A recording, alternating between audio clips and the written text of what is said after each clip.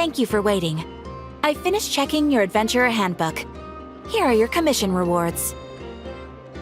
We have no other urgent commissions on the books at present. Thank you for all your hard work lately. Perhaps you two could consider taking a vacation. Amazing! Paimon never thought we'd end up having downtime in Nod-Krai. Things were pretty hectic when we first got here. Everywhere you looked, it was either the Wild Hunt causing chaos or the Fatui stirring up trouble. It felt like this whole region was one giant slime in a barrel, ready to go boom at any moment. That's right! Another win for Tibet's top duo! Ah, yes. Are you two aware that the Moon Prayer Night is soon to take place? Oh, yeah! Lama told us that was coming up soon. Wait, why do you mention it, though? Do people in Nasha Town celebrate it, too? Paimon thought it was just for Moon Goddess worshippers. You're partially right. Most people in Nasha Town just see the festival as an opportunity to do business. They do not concern themselves with the religious element. The festival was first celebrated by the Frost Moon Scions. On this day, they would wear moon prayer blossoms and celebrate the birth of the moon goddess through song and dance. They would also prepare food and handicrafts and give them as gifts to others. Over time, it became Nod-Krai's most lively festival. Oh, sounds like fun! Great! Well, in the meantime, since Catherine doesn't have any commissions for us, let's focus on some personal business instead. When we first got here, you mentioned that this was where your spaceship landed? We didn't get to follow up on it at the time, because we got wrapped up in that whole rare air situation, but now we can finally start investigating it properly. Well, there's a saying Paimon's heard around these parts, which goes, if you lift up a rock, you'll find something you weren't looking for. By that logic, you'll never find what you're looking for while you're searching, but the moment you stop looking, it'll jump right out at you. Could be worth a try though, right? Anyway, Paimon suggests we focus on other stuff we want to do for now, and just keep an ear out for spaceship-related intel as we go.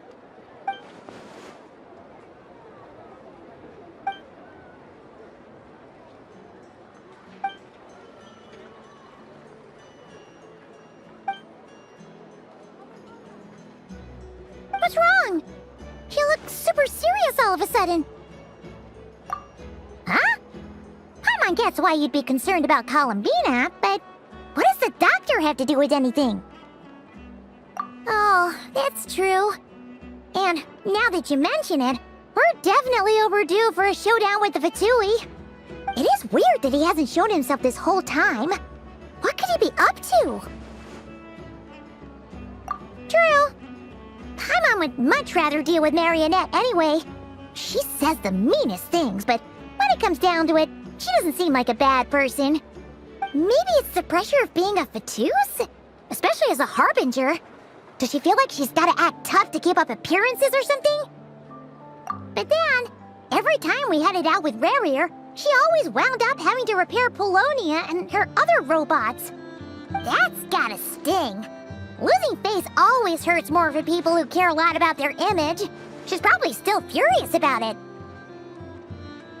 What? Relax! She's not even here! Huh? What's the matter? Oh, nothing. Sorry, we'll be on our way now. Where are we again? Oh yeah, Columbina? Right, yeah, let's go see Columbina.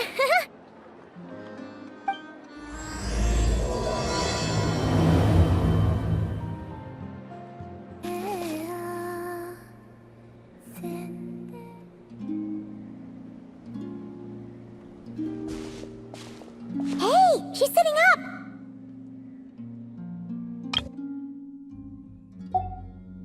Is me sitting here a rare sight? No, we just thought you'd be resting. Perhaps I would have been, were it not for the sudden arrival of some unexpected guests. Not that I consider it a disturbance. After all, you are the only ones who are free to enter. Would it not be a little unfriendly of me to lie down while we speak?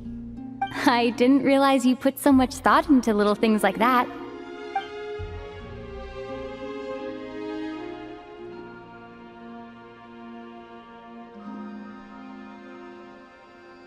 Only sometimes. There have been moments lately where I think about you and your companions.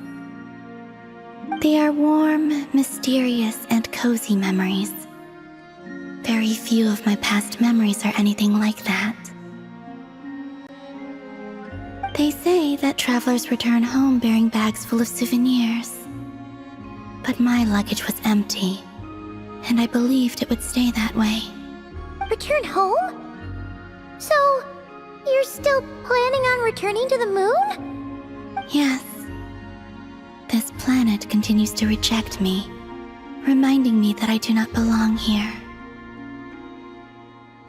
If I remain in Teyvat, there will come a day that I disintegrate. And I don't mean reduced to dust, or turned into food for the flowers. I mean, I will cease to exist entirely. Alright then. Well, we're sure gonna miss you. But it sounds like we'll have to say goodbye. How do you intend to return? The moon prayer night is soon to arrive. On that day, the moon will be closest to Teyvat. The Kuvaki in this land will reach its peak at that time. I merely need to grasp the tide, and with relatively little effort. Oh, Paimon gets it! It'll work like a slingshot! You make it sound like she's gonna get blasted up to the moon. If I did that, I suspect I would crash into the false sky. I will be using a much gentler approach. But I do like the analogy. It's fun. You see? She gets Paimon's sense of humor. In the blink of an eye, the time has come to part ways. It does feel that way, doesn't it? Time seems to fly fastest when you are enjoying it. I have always thought of myself as a wanderer on this earth, and it has never expressed any desire to keep me here. Yet, just as I plan to depart, it tugs at my arm. Is this a gesture of affection? Or is the world mocking me? Oh. Were you hoping I can answer that? Yes. You are a traveler, so you must have a lot of experience in this area. Then, what I would say is, enjoy the moment. That's right! Don't overthink it! Happiness is happiness and joy is joy! The point is to enjoy it, not analyze it! I see. Then what I would say is, even though I am very tired right now, I am still happy. I can't tell from the tone of your voice. Oh, really? You don't think I sound happy? I'm just kidding. I could tell you were in a good mood today from the moment we saw you. Ah, a joke. Albeit not a funny one. Anyway, I assume you're here about you-know-what. Give me your hand. Actually, it's not that. There's something else we wanted to discuss with you. Oh. Then, do you still want to give me your hand? Or not? Sure.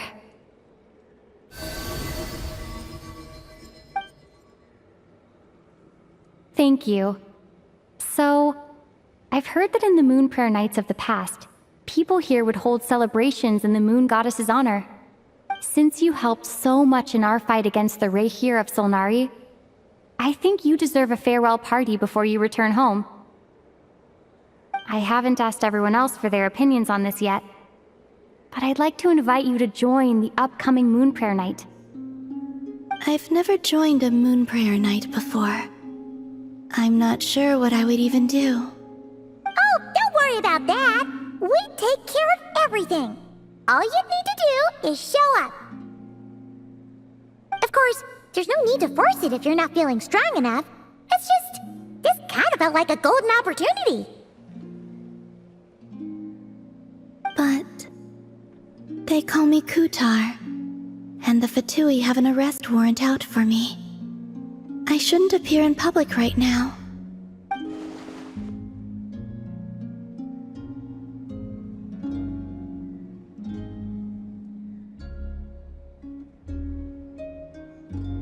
I'll make it work. You have my word. Yeah, we got your back! Well, she does. Paimon's actually not too sure what she's planning. All right, if you're sure. I will not refuse your invitation. I suppose it wouldn't hurt to pack a few more sights from this world into my suitcase before finally learning what my homeland looks like. Oh, if you see Lauma, please tell her that my answer to the question she asked me is neither yes nor no. Rather, it is. There is no need. That was kinda cryptic, but sure. Guess it's between the two of you. We'll pass along the message. Bye for now!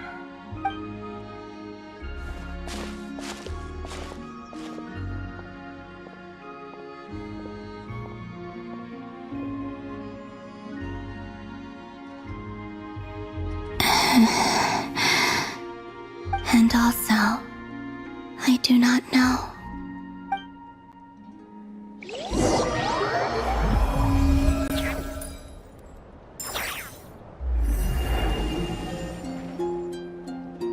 Since she's agreed to join the festival, let's go see who else wants to take part. Lauma's gotta be the person most familiar with the Moon Prayer Night. We should start with her. Also, what exactly is your plan to keep her safe? I'm not sure yet. I'll figure something out. What? Are you serious? And Paimon even gave you her vote of confidence back there! When did you become so sneaky? Hey, Lauma! It's us! Huh? Varka? What are you doing here? Beats me. I had a bit too much to drink last night, and when I woke up, I was on Hisi Island. Mr. Varka is helping to oversee Nasha Town's preparations for Moon Prayer Night. He is here to go over some details regarding the decorations and custom cloth designs.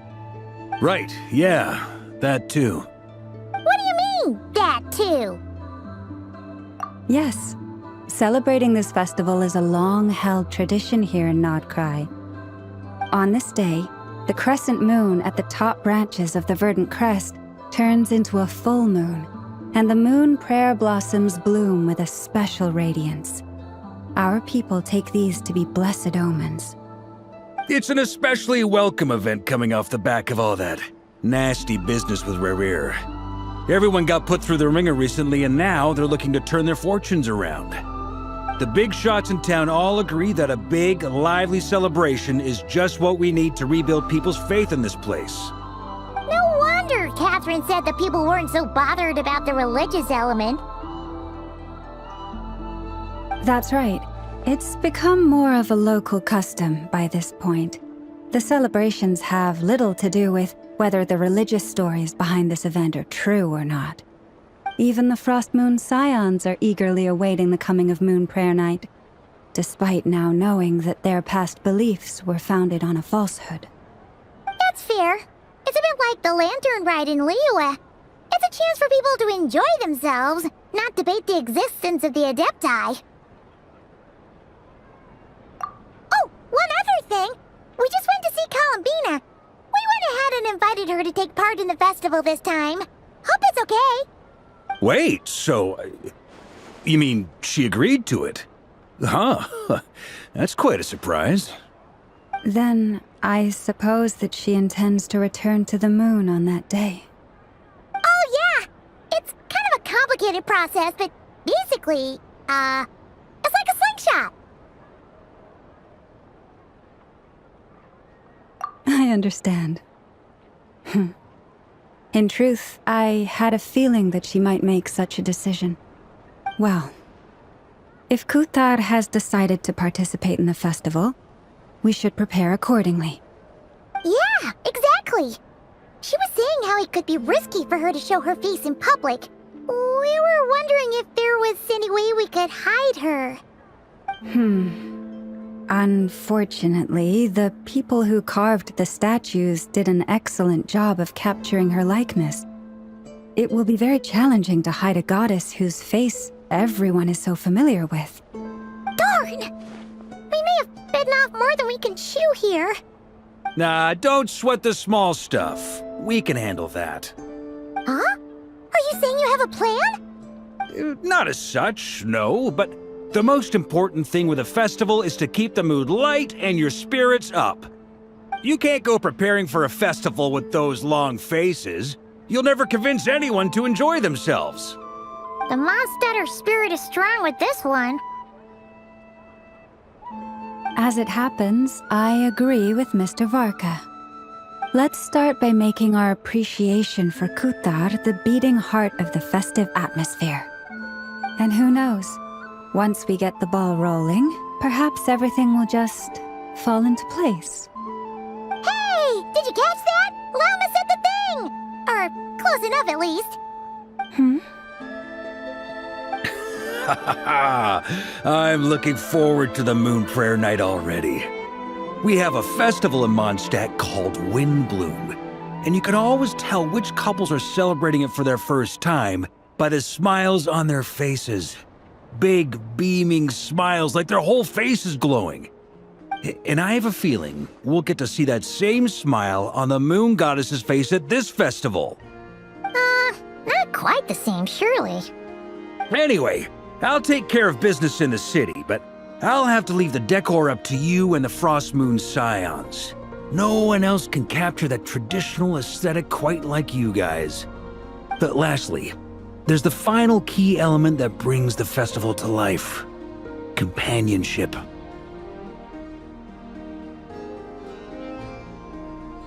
Before you leave, let me show you something that we've been preparing. Mr. Varka had asked to see it already, so you may as well tag along. Also, I have some further questions about Kutar's decision.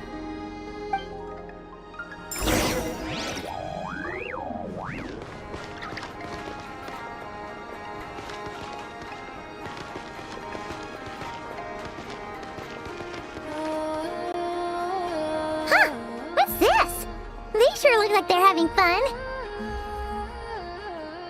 I believe so. Kuhenki seem very skilled at playing drums like these, although I'm not sure where they learned it from. Maybe it's an innate talent? In their eyes, they're probably just playing with toys.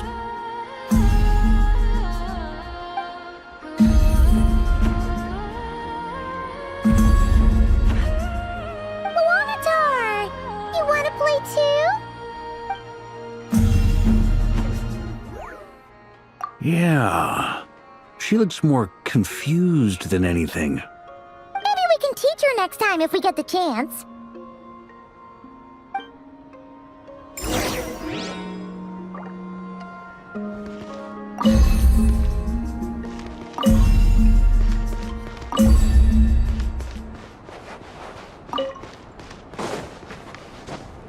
What are these floaty things? Moon veils. We hang them from buildings in the city during the festival. When you look at the sky through them, it creates a lovely misty effect.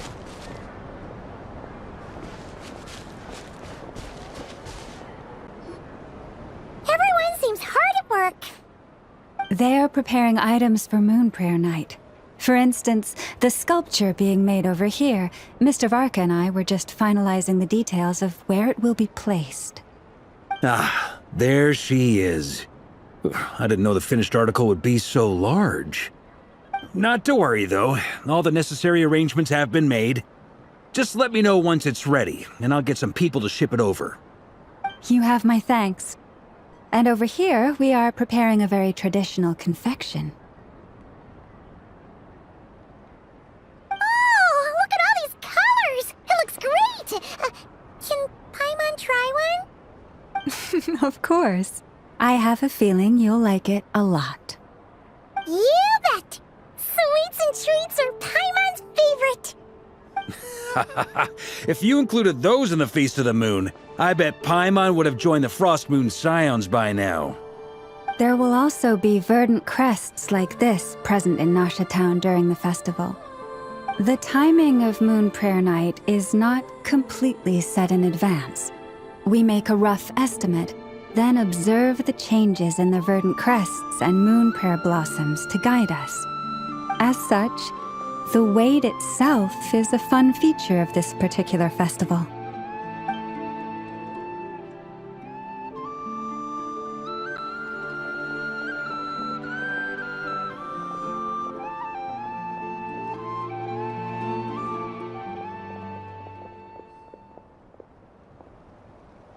Let's talk here. To tell the truth, I am very surprised to hear that Kutar is willing to participate in the festival. I once asked her if she'd be willing to stay with the Frost Moon Scions.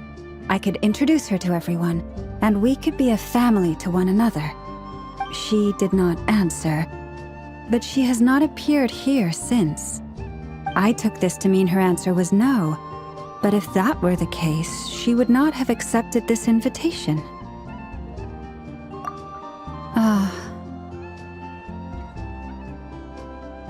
I see.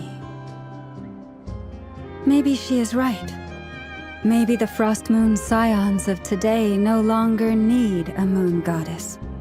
But my wish was not for her to come here and be worshipped as a deity. I simply wanted to offer her a place to stay. I'm sure she believes that showing herself here might invite Fatui intervention, and as such she does not wish to cause us trouble. But what really pains me about all this is that this is her birthplace. She ought to belong here, yet no one has been able to grant her shelter.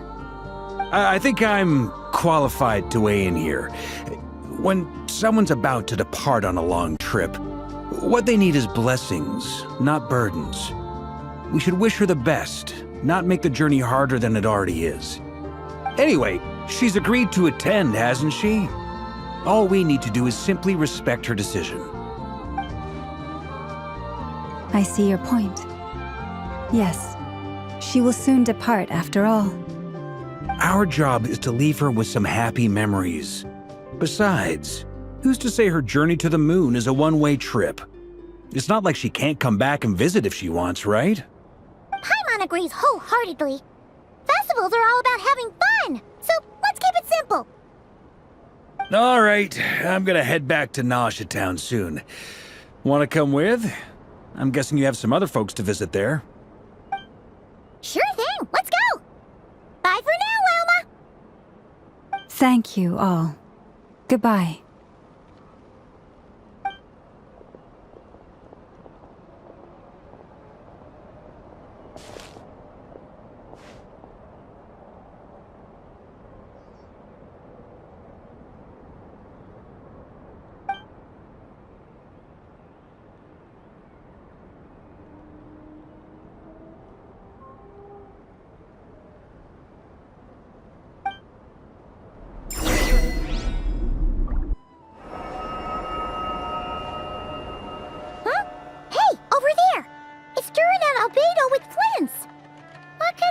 Chatting about?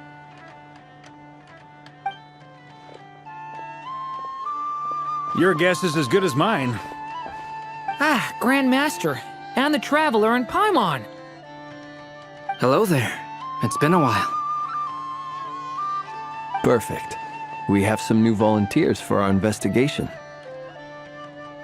Wait, let me guess.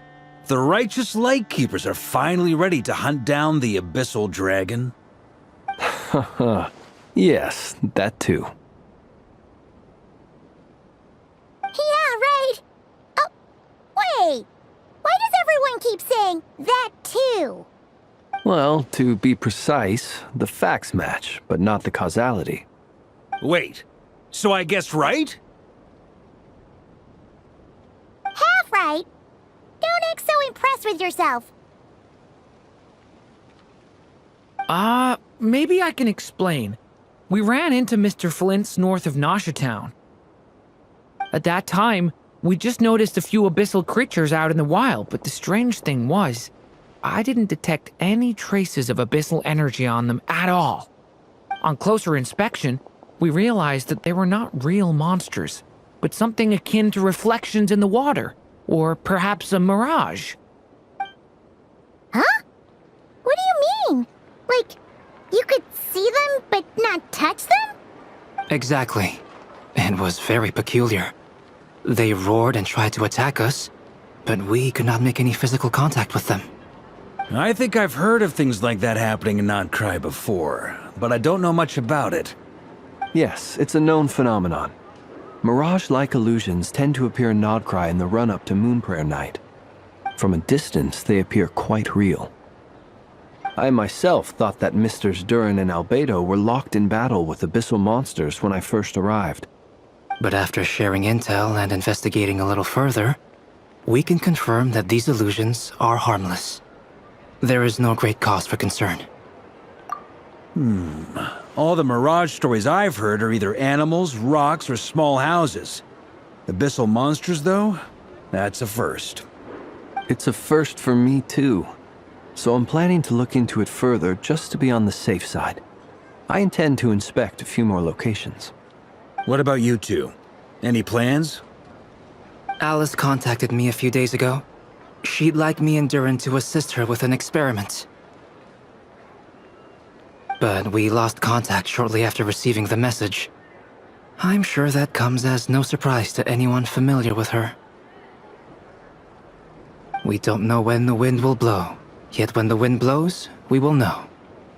That, in a nutshell, describes how Alice operates. Yeah, that tracks. Okay.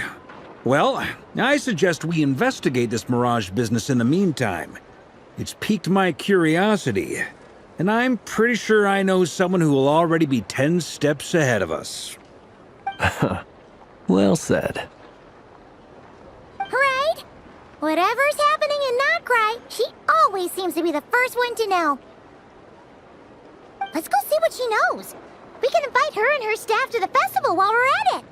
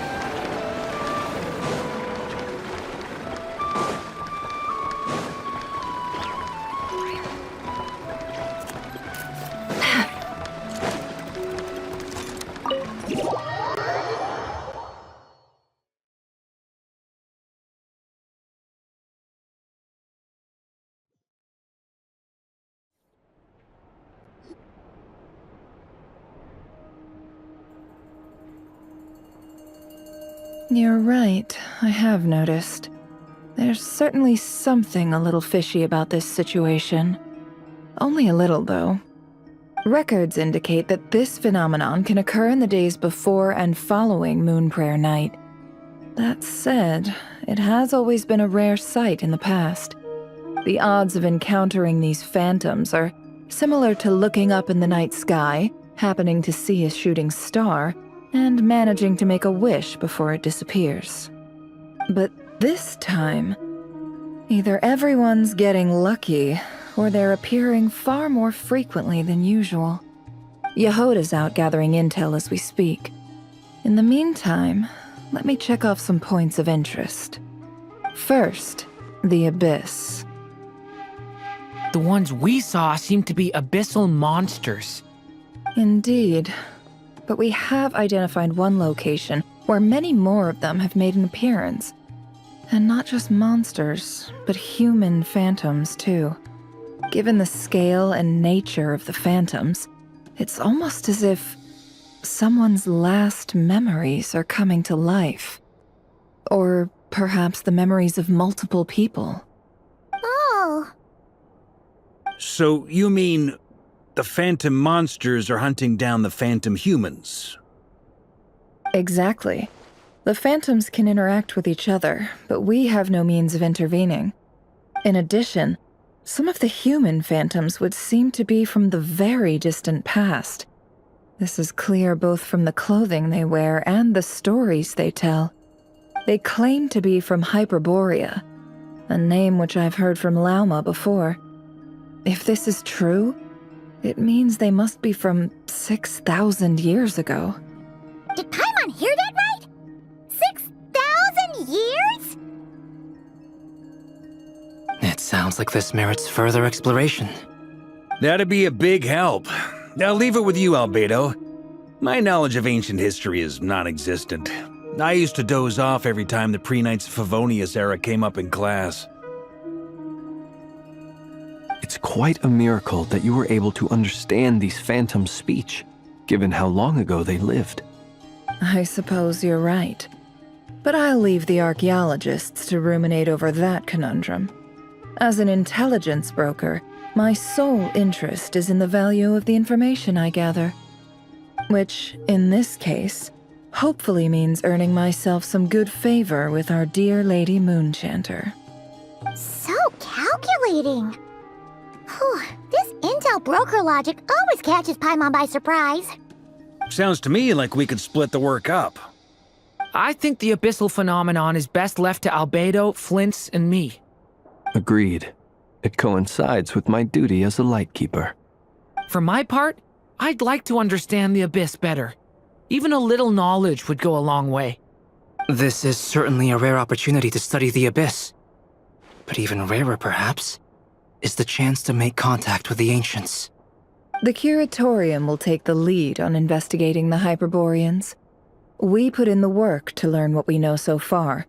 It seems only fair that we get some quantity of exclusive intel. That just leaves our trusty team of 2 unassigned. Since you became an honorary knight, of course. This was part of my grand plan all along. Ha ha ha!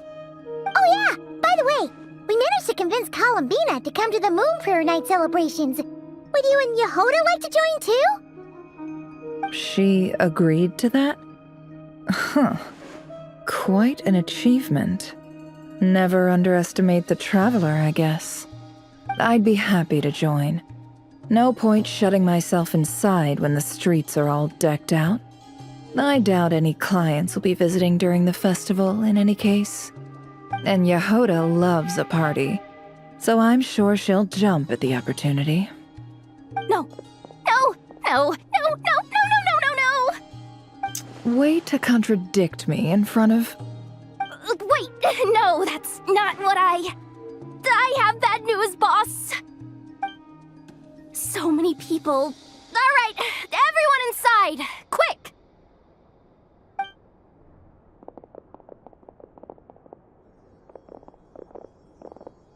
This is gonna sound crazy, but hear me out. I saw one of those phantoms at Star Sand Shoal, and it was some sort of flying ship. Like a spaceship? That's gotta be the one you came to Tibet in. You said you saw the same thing through the moon marrow, right? Huh? You already know about it? Ugh, I thought I was gonna blow people's minds. Turns out I'm the last to find out. Wait, back up. You came here in a spaceship? Now my mind is blown! What's it like on the inside? Was it like flying through space? I want to know everything! Yep, exactly. Huge discovery. You're the best, second best intel broker in the world. After your boss, of course.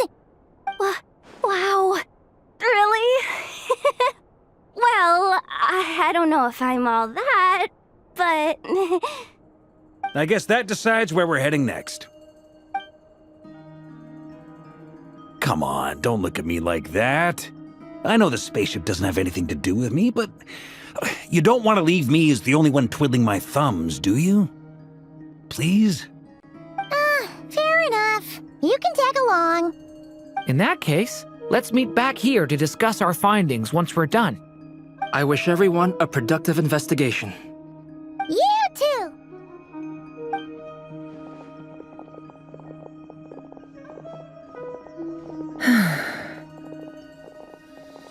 What's up, boss? Aren't we gonna head out? Tell me, Yehoda, when did the curatorium start giving out intel for free? Oh, sorry, boss.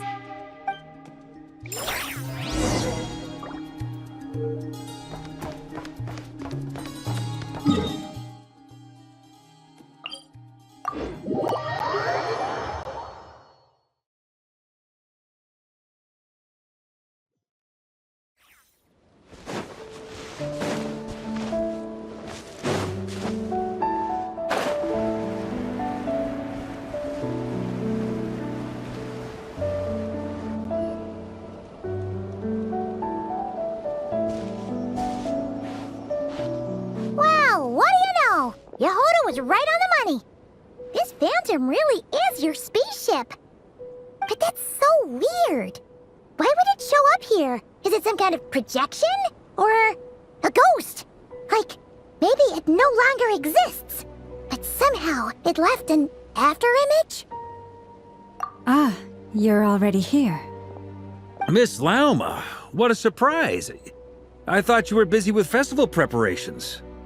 I was, until one of our people informed me that a strange sight had appeared at Starsand Shoal. No one's ever seen something quite like this before. I thought I should see it for myself. Same here. Oh, so we heard that these things appear around the festival period. Any idea why that is? Unfortunately not. We have very limited information about them, since they can't be interacted with. And no human phantoms have ever made an appearance before now. The most we've been able to deduce is that these sightings appear to be connected to the increase in Kuvaki energy around this time. Yeah, seems like that's all we can do. This is all so confusing. Allow me to lend you a hand.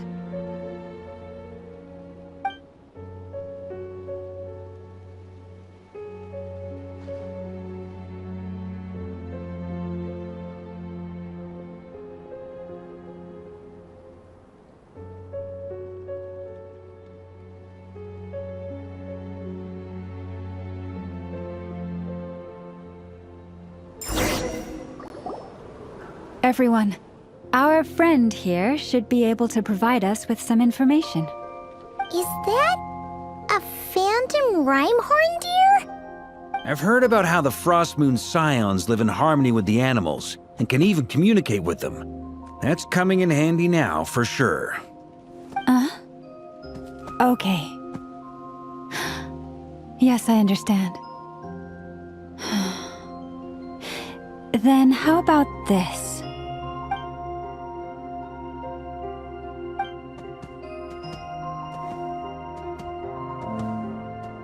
Oh, it's leaving. It appears to share our curiosity about this giant spaceship, so I asked it if it wouldn't mind investigating along with some friends. In return, I told it about some nearby spots where the wild fruit grows abundantly. We may live in a different era from these phantoms, but I trust that the terrain, climate, and ecology here are more resistant to the effects of time than some things are. Let's give them a moment and hope for the best.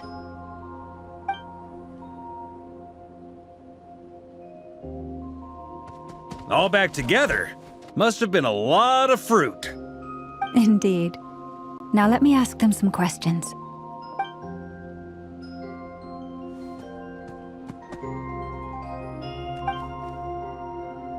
It did find a lot of wild fruit, enough for them to feast for a long while.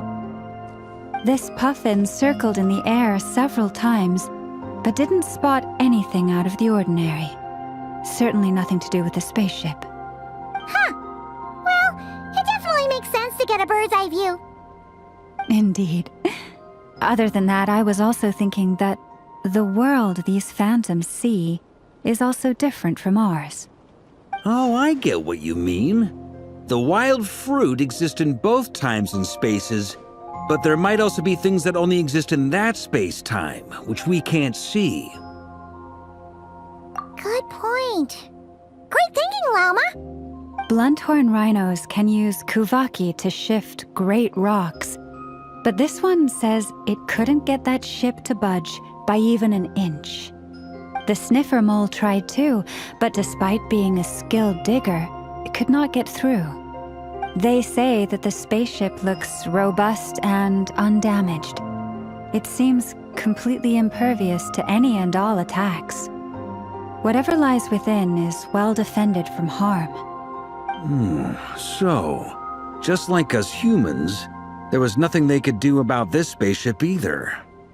Yes, still, they deserve our thanks. We are grateful for all your efforts, dear friends. Now go, and enjoy your feast. I've noticed some other human phantoms gathered nearby. Come on, let's go talk to them. What is this thing? I've never seen it move, and there's no way to get inside. Goodness knows. My grandpa says it's been sitting here at least since his grandpa was still alive. What about his grandpa? Did he say anything to your grandpa's grandpa about it? Huh? I don't know. In all likelihood, it was here back then too. Hard to imagine something this huge could move.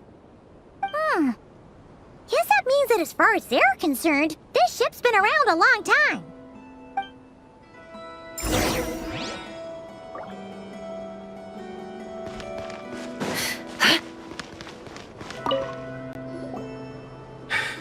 Come on, brothers!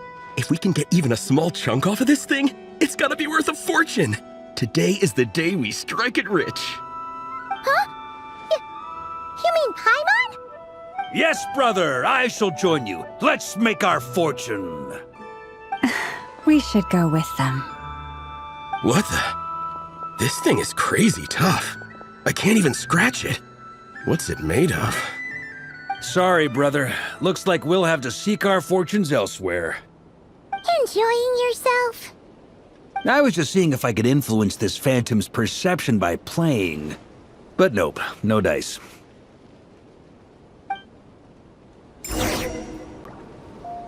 I'm sure we're all starting to build up an idea of what's going on here now that we've spoken to some of the people.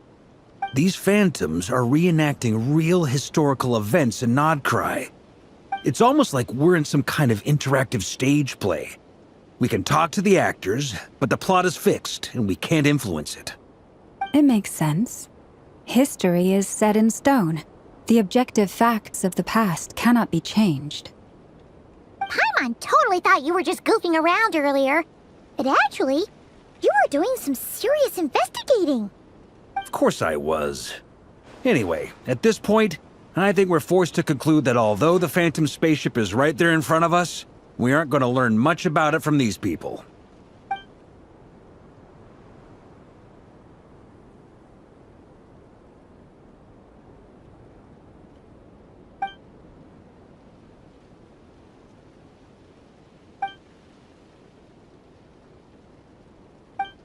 Don't be discouraged. If nothing else, this is proof of the ship's existence. And think about it. So many people tried to hack their way inside, but no one could get the door open. It's made of very tough material.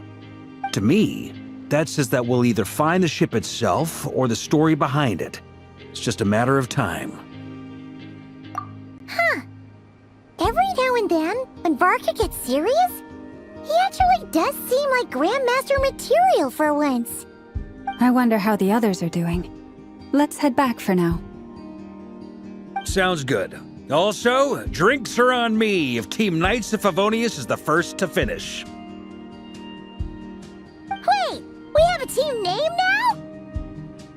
Am I in Team Knights of Favonius as well? You're very welcome to join.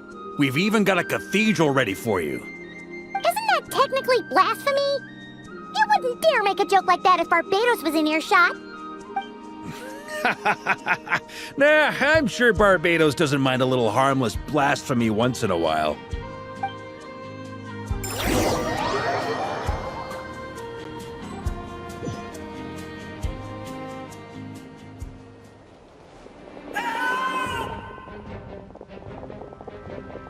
Oh, no!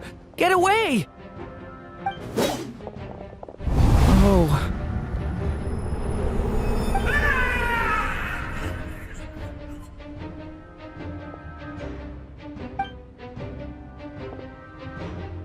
I know it's hard to stomach, Mr. Duran.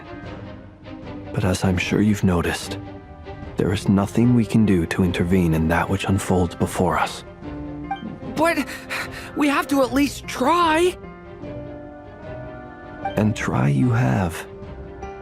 But are you aware of how many unsuccessful attempts you've made now? I wasn't keeping count. I'm afraid this is the 39th failure so far. Or the 5th if we're only counting this particular victim. There are no indications that these phantoms may be altered in any way. You seem to have calmed down a little. I'll make us a fire. You should rest and have some water.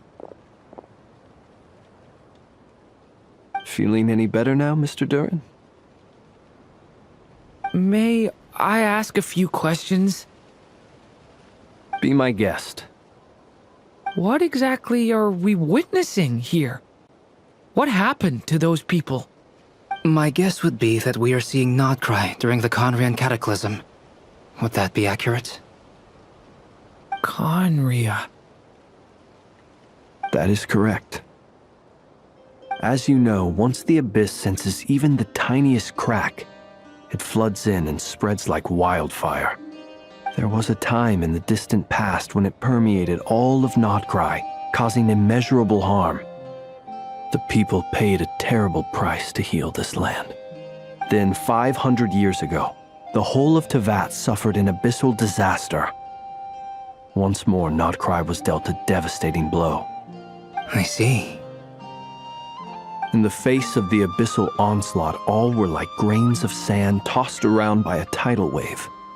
Be they human, fae, or god. The moment you witnessed is but one drop in a whole ocean of catastrophe. All right. I guess that answers my second question, too.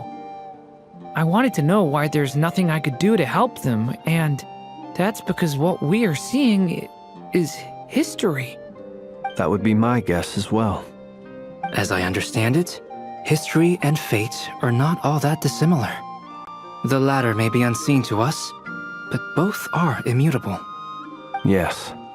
Fate was determined long, long ago. I still have a couple of other questions for you, Mr. Flint's. You mentioned more than one abyssal disaster that has struck this land in the past.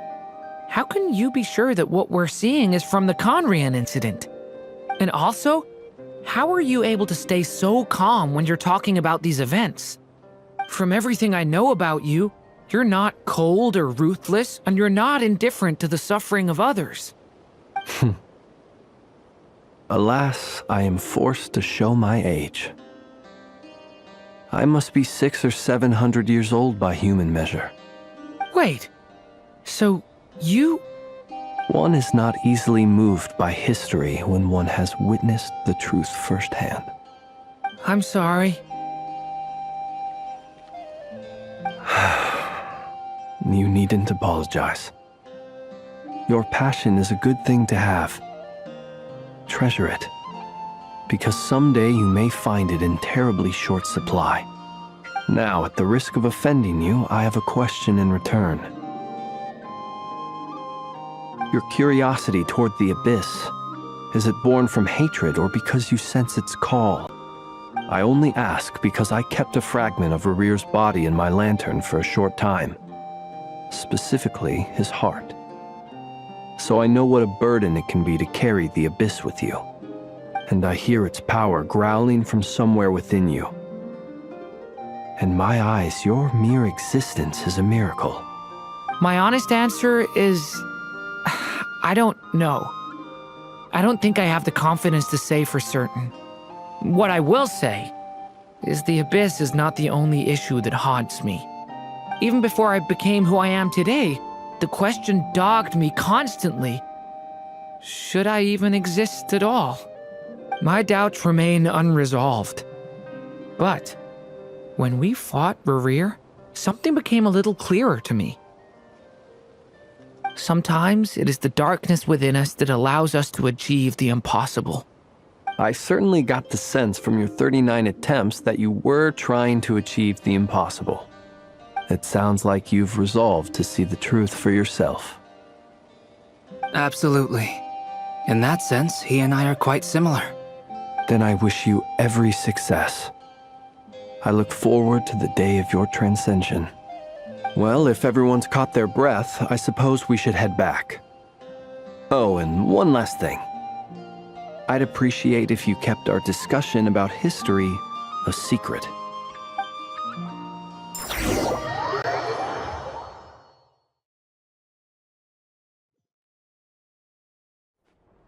Incredibly, our separate investigations led us all to the same conclusion. Hooray for consensus! Yeah, but we barely learned anything, though. I totally thought this would be the mother lode. Talking with the ancients? I mean, come on! But nope, all we got was useless snippets of conversation. And all this stuff about moons and hyperopia. What a load of baloney. Seems like people back then had a few screws loose. I understand your frustration.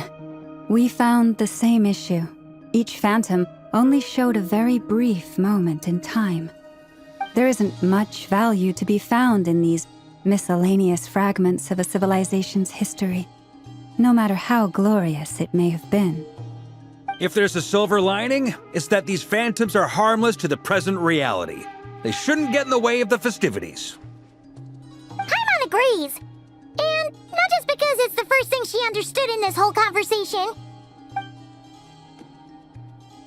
You look disappointed, Nefer. Is something the matter? What do you think? We all worked our tails off, but the only one to gain anything from it was you, Lady Moonjanter. Well, please do share the Hyperborean records with me.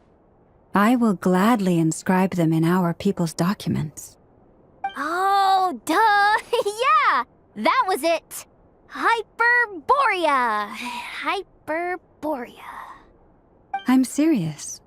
Only an expert in the Frostmoon Scions and their history can turn these records into valuable research material. The alternative is to let them gather dust on the Curatorium's storage shelves until the pages turn yellow. Nefer, you're wise enough to know that cooperating and sharing the profits is the best course of action here. Well, that goes without saying. Sure, let's do that. Huh? But didn't you say we aren't supposed to give out intel for free? Sorry. Shutting up. Now is not a good time to push Nefer's buttons.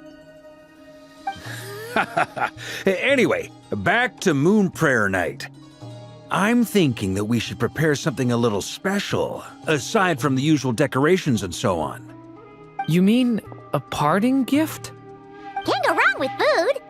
Although, does food go bad on the moon? Perhaps a lantern would be a better choice. It might be dark up there. It could prove difficult to light a lantern on the moon. Magical stones might serve that purpose better. What about a clockwork mecha model from Fontaine? I've got a whole bunch at home. I use them for fighting practice in my free time. None of these sound like things she would be even remotely interested in. But we don't interact with her enough to know what she likes. Yeah. It would really save us the guesswork if someone could find out what she's into. Wait, what the? Traveler? They're all looking at you. Great! Haha, problem solved. Now, I need to stop by Dory's. Gonna need her help sourcing a bunch of stuff for the festival. Then let's leave it there for now. We all have our own business to attend to. Traveler, if you find out what Kutar likes, let us know right away.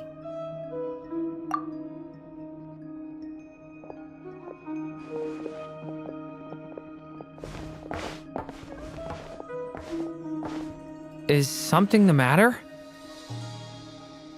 I'm fine. It's just... I'm still feeling a little rattled after witnessing the horrors of the abyss. But it's okay. This is something I have to work through. I'll be all right. Thanks for your concern. Well, don't put too much pressure on yourself. If you ever feel like something's wrong, physically or mentally, we're here to talk. Come on. Stop treating me like a kid.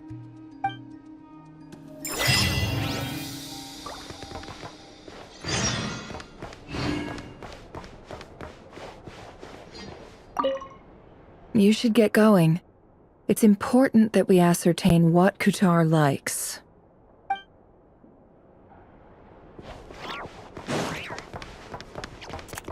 Could you do me a solid and try to smooth things over with Boss Neff? Which is why we need a lantern guaranteed to work on the moon. Yes, I have a few ideas, but the lantern itself is the easy part. The real issue is how little we know about the lunar environment. Wait, you two are serious about this? Let's just say I'm intrigued by these shining magical stones that Mr. Albedo has mentioned.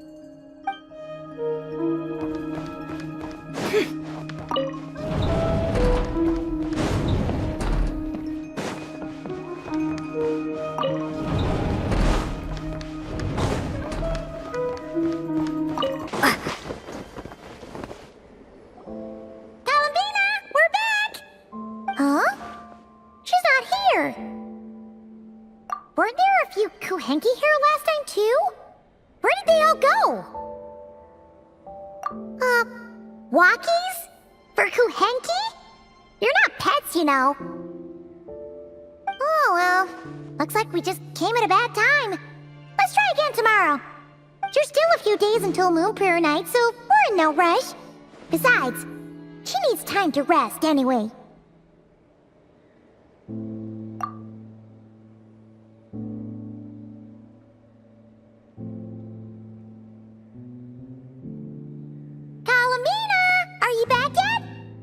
Oh, how strange. Looks like she still isn't here. Right? It's not like her to spend so much time outside. Especially since she's worried about attracting unwanted attention. What about Luonatar? Luonatar, you there? Hey! Do you know where Kalambina went? Sorry. Didn't understand. But if you know where she is, could you take us to her? Yeah, that's even stranger. What about him? Oh, that's not good news. They change color when Kalambina gets weaker, right? And they look super pale right now. Good idea. She might know what's happening.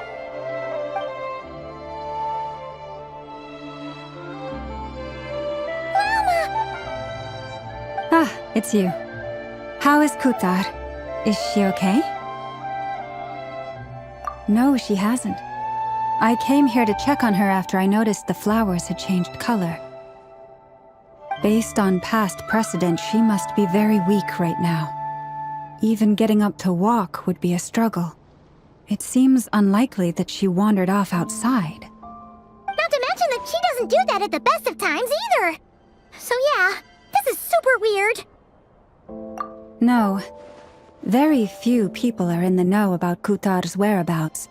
And if anyone suspicious had visited, they'd have left some sort of evidence. Come on, let's go to Nasha Town. If anyone has seen her, someone there will know about it. It's Nod-Krai's information hub after all. Makes sense. Let's go!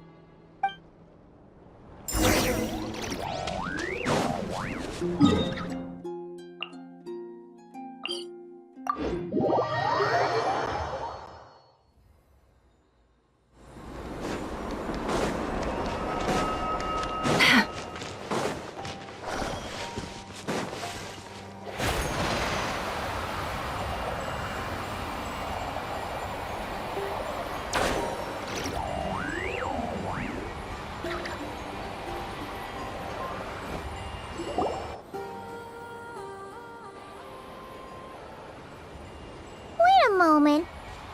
Is it just Paimon, or is this doll kind of suspicious? It's never been here before, right? No, I don't recognize it. Alas, your free and easy adventure time is over. Now, prepare to face the final boss of Nod-Krai. Whoa! Where'd that voice come from?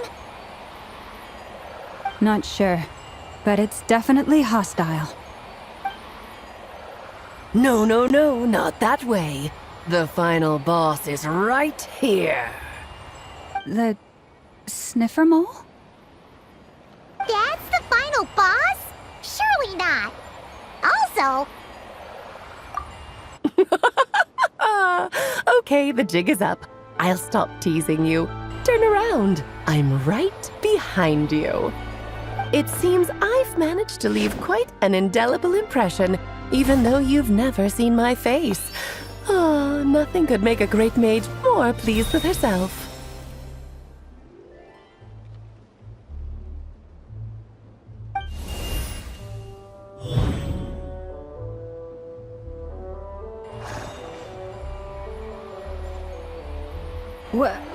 What is going on? I've heard that all the big shots in Teyvat have long, wordy titles that stun people speechless when they make their entrance. Unfortunately, none of them are affiliated with the Hexenzirkel, and we ourselves keep a very low profile. The notorious name-dropping doesn't quite work for us. Still, I, for one, think I'm really quite amazing. So that didn't stop me from coming up with a title anyway. Alice! It's really you this time? Not a lantern or a Dodoko, but Alice in the flesh? Oh, that's right. So, what do you think? How does it feel to finally meet me? You look like... Oh, that's the first thing you thought. A little surprising, but that actually makes me very happy. Because that means that when Klee grows up, she'll be just as stunningly beautiful as her mother. So she's a friend of yours? Kind of. This is actually the first time we've seen her in person. I see. Madam Mage, that was, quite a powerful entrance. I certainly won't be forgetting it anytime soon. It's okay, Lauma, don't force it. Paimon will do the honors. This is Alice from the Hexenzirkel. She's a friend of ours. And of Arcus, too. That's right. She's a good person, just kinda... unpredictable. Well, what is the human heart if not unpredictable? Hmm? If we could not do as we please, how would we differ from machines? I am Lauma, Moon Chanter of the Frost Moon Scions. It is a pleasure to meet you. Oh, I know. Before you got here, I spent a good, 15 minutes getting up to speed on Nod-Krai's present situation. In other words, I've read the whole in the last episode part, so we can skip the pleasantries. Fair enough. Well, Miss Alice, I can already tell that you have quite a unique personality. He'll get used to it. Paimon sure is. So anyway, what are you doing in Nod-Krai, Alice? Oh, I thought I told you already. This time, I'm the final boss.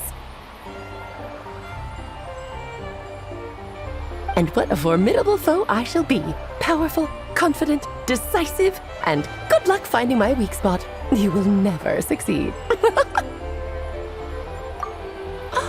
Oh, drat! My one weakness, and you found it in an instant. Fate has been dealt a devastating blow. Thus falls the great Dodo King.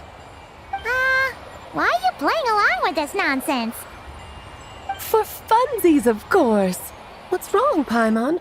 Are you disappointed in me? Am I a gigantic letdown? No, it's just... you seem like a busy lady. And this is the one time you've shown up in person. Paimon figured it would be for something more high stakes than just goofing around. You're quite right. I'm here in Nocturne because something big happened. something big enough it caught the attention of the Hexen Circle. It concerns the 3 moons, Tevat's borders, and of course, the moon goddess you are currently searching for. Kind of. Why don't we discuss this over a pot of tea? My main reason for coming on this trip to Tevat was, of course, to have some fun. But I do technically have a job to do as well, namely, maintaining the stability of Tevat's borders. I'll skip over the complicated parts, but to sum it up, abyssal energies are all that lie beyond Tevat's border. We'd find ourselves in a real pickle if they ever made it through. And the phantoms you've been seeing are a sign that the border has been disturbed. Ah, no wonder they tend to show up around Moon Prayer Night. Is it because the real moon is now so close to us that its power can cross the border? In part, but only a negligible amount passes through. Just enough to influence the verdant crests and so on. And as you've noticed, there has been an unprecedented number of phantoms appearing this year. The influence of the moon beyond the border cannot explain this. No. There is another far greater factor at play. The trilunar syzygy. A trilunar syzygy? Eons ago, before the heavenly principles came to Tevat, it was the then 3 moon goddesses who controlled the laws of this world. That's exactly it. The 3 goddesses split these powers amongst themselves, promising never to consolidate them into one singular body. This was meant to keep the world stable. But, fast-forwarding to the present, the eternal moon's marrow is with you, while the iridescent moon's marrow, which should never have appeared in this world, has been retrieved. Add that to the presence of a moon goddess in the flesh and... the power of all 3 moons is gathered here in Nod-Krai. There hasn't been an event like this since the War of Funerary Flame. And it's having a noticeable effect on Tevat's borders. Because I wish to give my darling daughter a peaceful, sunny environment to grow up in. Is that a good enough reason? Kinda sounds like you're dodging the question, but it does make sense. Well, that's one reason anyway, and the most important one. The others are a little complicated to explain. For instance, cleaning up after dearest Miss R. Albedo could tell you more about that if you're curious, but right now, I have a more important question to ask you. Why are you collecting the moon marrows? I see. Nicole told me about that legend once. Nicole? You mean meet Anne? Oh, so you remember. Yes, of course. That was a story about fate, her area of expertise. But back to the story of our dear moon goddess. I'm afraid her intended method of returning to the moon is unlikely to work anymore. What does that mean? She may be missing, but she hasn't gone anywhere. She has disappeared.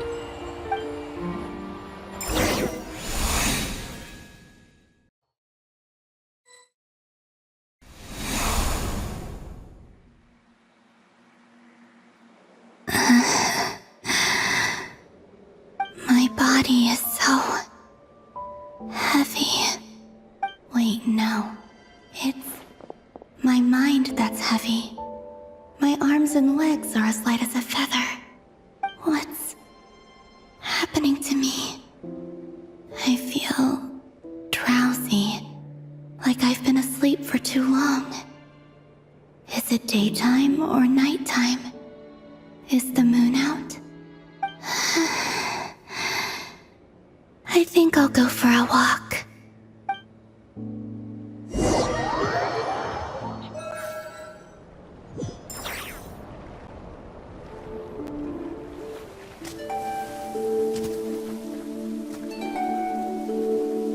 Are you out for a walk too?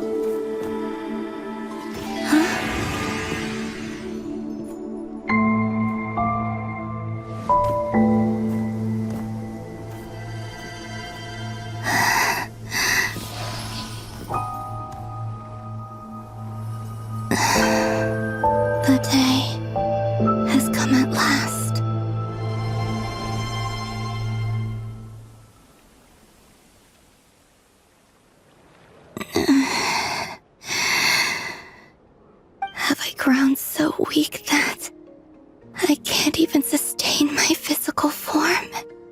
But Moon Prayer Night is nearly here.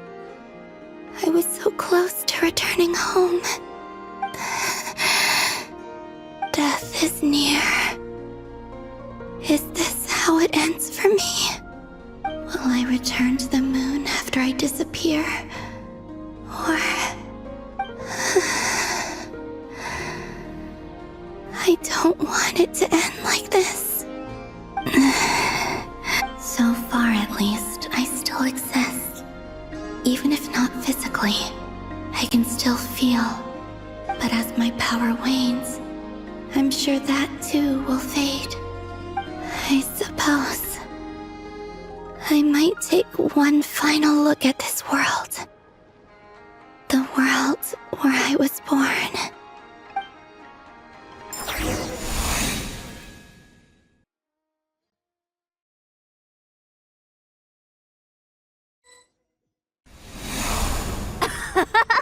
Come on! Come on! Wait for me! The Frost Moon Enclave.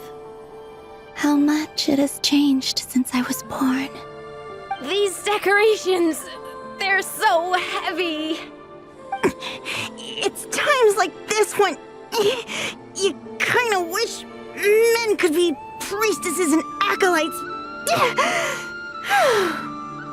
How fascinating. I've never had the chance to be privy to people's private lives in this way. In the past, people would get so solemn and serious the moment I showed my face, like they were frozen stiff. Karina, Lametti, it's time to eat. Coming! I want to watch them a little longer.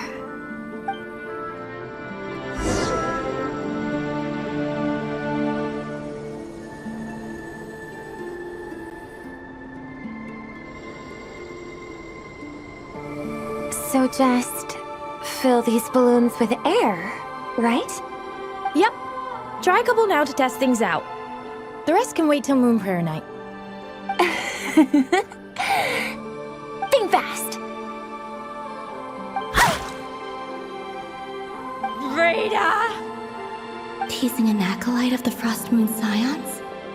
Surely that's a punishable offense. Take this!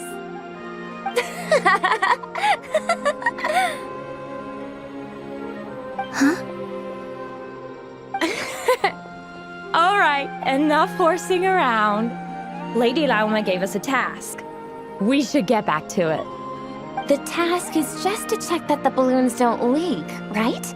Doesn't matter if we fill them with air or water. Yeah. Okay, you got me there. And you got me there. But still, we can't use all the balloons before the festival even starts. We won't use all of them. And as long as Lady Lauma's trusted acolyte doesn't snitch, this can stay as a little secret between friends.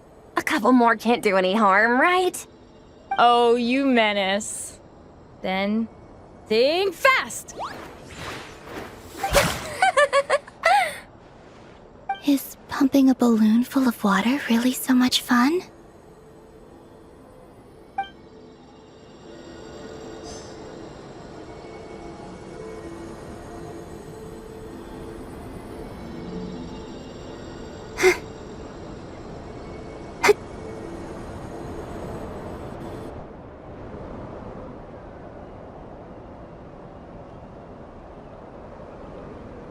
I'm sure you're both tired from playing all day. Come on, eat up.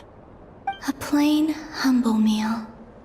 That has always been the way of the Frost Moon Scions. Huh? How come Lametti got a midsummer berry dessert? Oh, I always get Lockaberry. I don't mind sharing. You can have a bite of mine if I get to have a bite of yours. They're sharing food? I've never shared food with anyone before. Even at the Harbinger tea parties, everyone just ate off their own plate. And when I couldn't finish my food offerings from the Frost Moon Scions, they'd leave the leftovers out under the moonlight for the animals to claim. Hey! That was 2 bites! Then you can have another bite of mine. Oh, you too. Oh, don't fret now. Here, have some of Granny's too. So this is what it means to be family.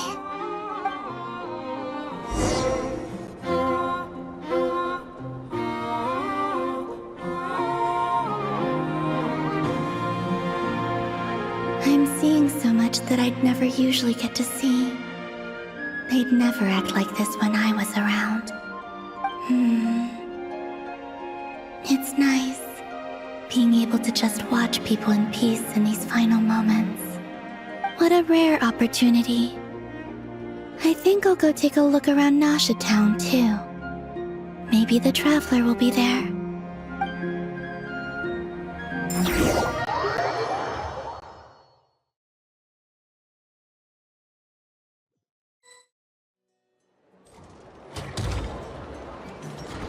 After the War of Funerary Flame, the moon goddesses were no longer recognized by Tevat. They lost the whole foundation for their existence. That's why the moon goddess's strength is fading. She cannot withstand the world's rejection of her. To be more pedantic about it, the moon goddesses did something to offend the heavenly principles, and that's why they were ousted. Something of a recurring theme in Tevat's history. Theoretically, speaking so candidly should put me in their crosshairs too, but they can't tell me what to do. I'll say whatever I want. Anywho, the Moon Marrow energies were but a drop in the bucket for her, and that battle against the Ray Hair of Solnari only weakened her further. Fortunately, it happened close enough to Moon Prayer Night when the Kuvaki concentration here is high. That's the only reason she managed to survive this long. What do you mean, fortunately? You said she disappeared.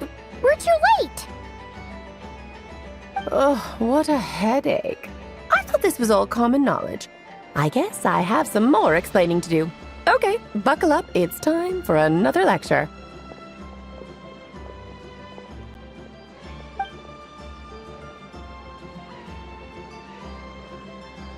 Now, I said earlier that the moon goddesses lost the foundation for their existence.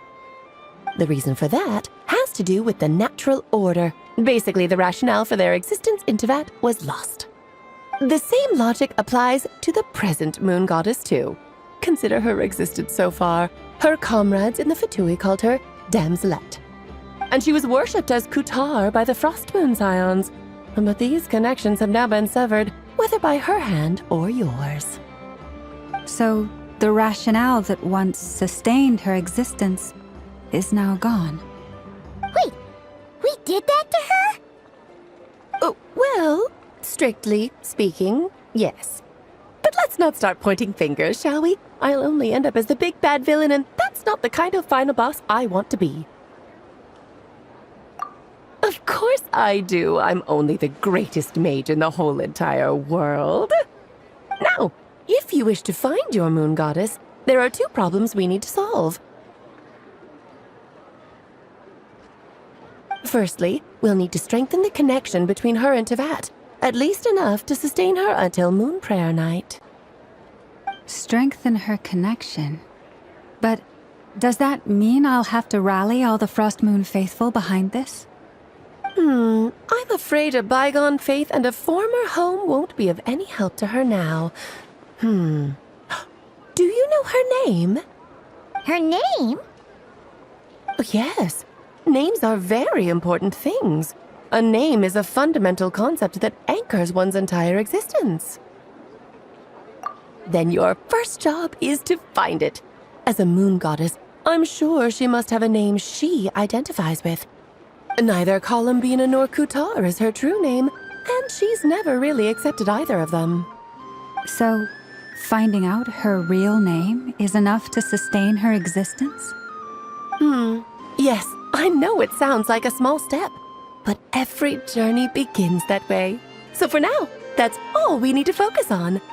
The second problem is with her plan to use the moon marrows to return to the moon. Unfortunately, piercing through the false sky will take an enormous amount of power. Given her current condition, she won't be able to provide anywhere near enough power, even if she recovers her physical form. But no need to fret. Nicole's the expert in this field, and I'm sure she'll figure something out. Wait, Mage N is going to help us out too? That means we've got 2 Hexacircle mages on the case. This is turning into a pretty big deal. Actually, this is more of a side quest for me. Like you said, I'm a busy lady, so I can't stay for too long. I'll have to return to Tibet's border soon. That's the upside you get for looking out for my little Klee. Hopefully that will incentivize you to carry on keeping her company in the future. Anyway, jokes aside, you'd better get moving. It will take quite a miracle for the Moon Goddess's consciousness to hold out till Moon Prayer Night. Oh, I suppose I might as well tell you where Nicole is before I leave. Off you go now. Time to meet your new friend. Oh, yes, and a little suggestion. Don't forget to mind your heads. What? I wonder how Durin's doing. I should really go see him before I head back. You really are super busy. I most certainly am. There's so many children I have to keep tabs on just in Mondstadt. Durin, Albedo, Venti, Varka. Klee didn't make the list, huh? Of course not. Klee is my pride and joy. I have no qualms about her, because she's the best child in the whole wide world. Yep. Klee's a little angel. I'm glad you agree. Well, all the best. See you when I see you.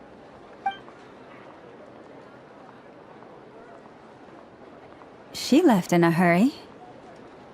Yeah, she didn't pack up her stall. Should we handle it for her? I must say, I'm now very curious about her daughter. Klee, wasn't it? What's she like? That's a long story. Come on, we'll fill you in as we go.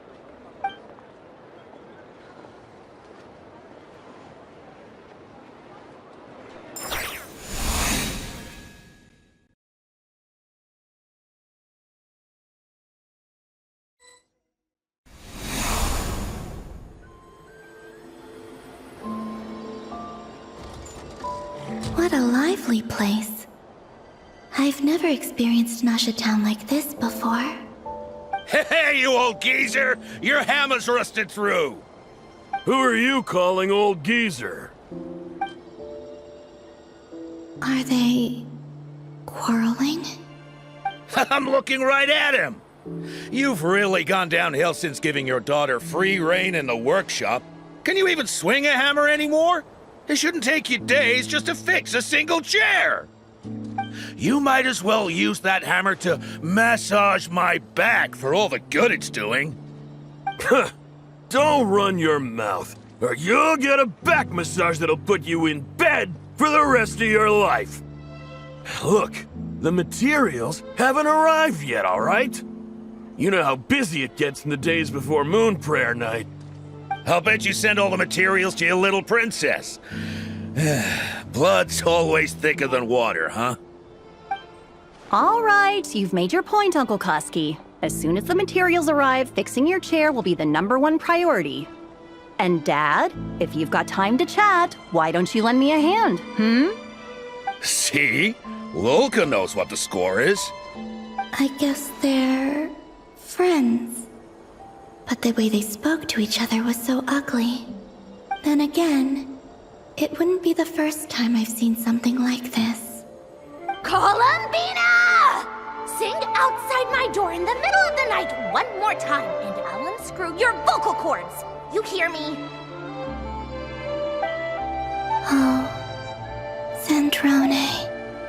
So that was her way of trying to be friends with me. What a pity. I won't get the chance to say any ugly things in reply.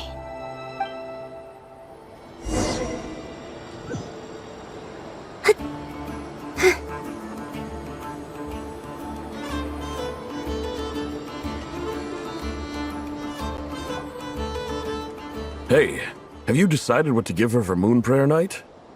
I sure have. She's gonna get the surprise of her life when she's least expecting it. Then I'll whip out the ring and pop the question. The surprise of her life. What a fun turn of phrase. Cool, I get the picture. You can spare me the gushy details. Ooh, looks like we have a customer. Hello there, ma'am. Would you like some Moon Prayer Night candy? Huh? Is he talking to me? Can he see me? Here you go.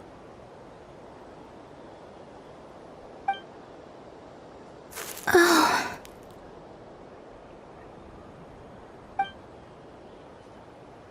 Come back anytime. Right. Now, where were we?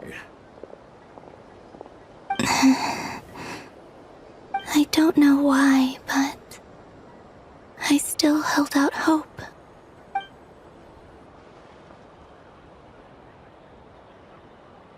The most important thing right now is to find that mage. This name thing seems super important too, but where do we even start looking? I'd better go pay the Fatui a visit.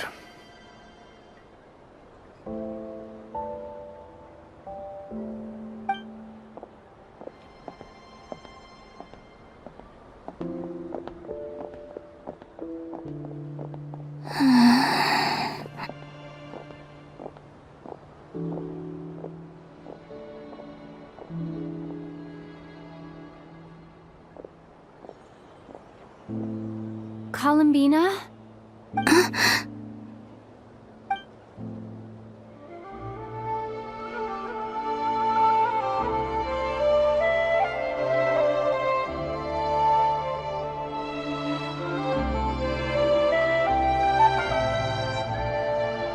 Traveler? Let's go! This is no time to be spacing out!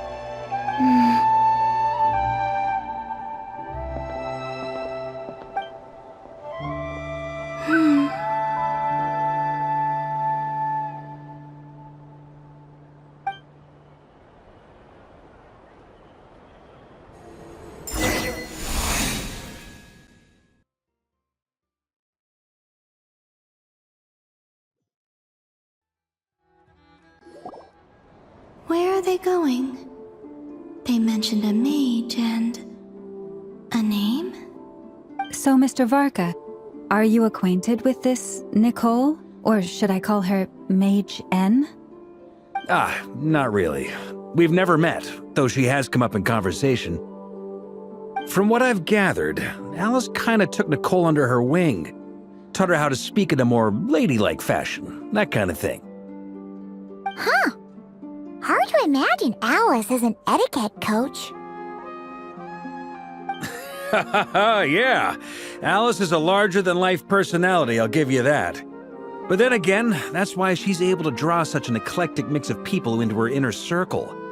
If I remember correctly, being an interesting person is actually one of her main entry requirements.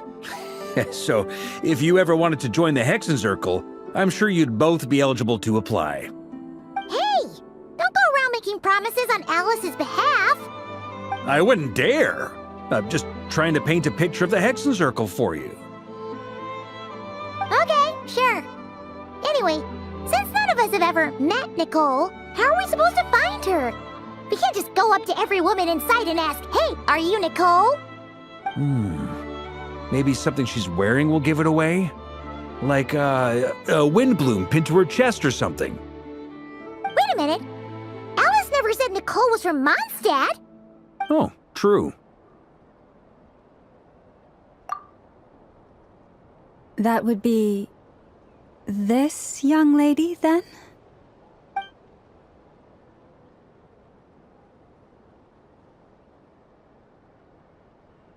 Hey there! Sorry to disturb you, but...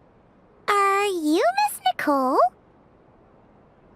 Varka, Knight of Boreas of the Knights of Favonius. Alice might have mentioned me before. Have we got the wrong person? Sorry. Well, this is awkward. When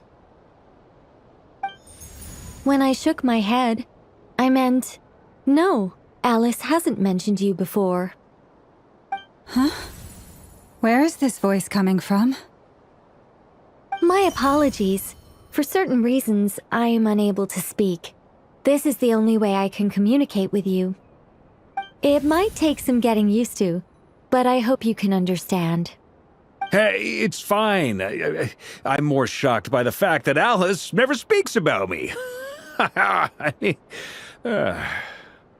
As for you two, we have crossed paths twice before, but it is nonetheless a pleasure to finally meet you. Oh, it's really you! Thanks for all your guidance in the past! You're quite welcome. This time, things are different. We have reached the unwritten pages of the story. You might say that we stand at the crossroads of fate. Now then, allow me to formally introduce myself. My name is...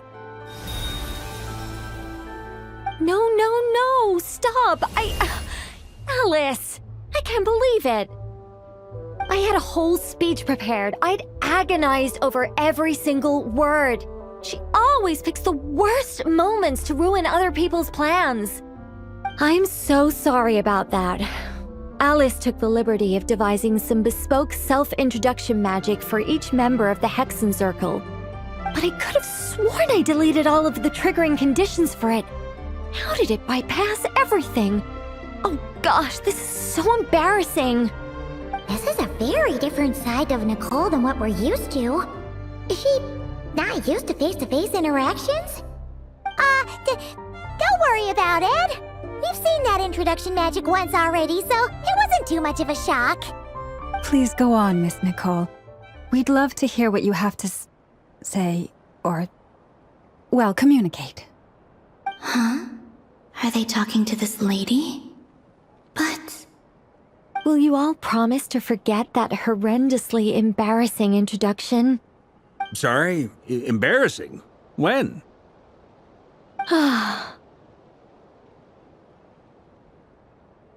Yes, my name is Nicole, and I am one of a very few angels who have retained both their preferred form and their power.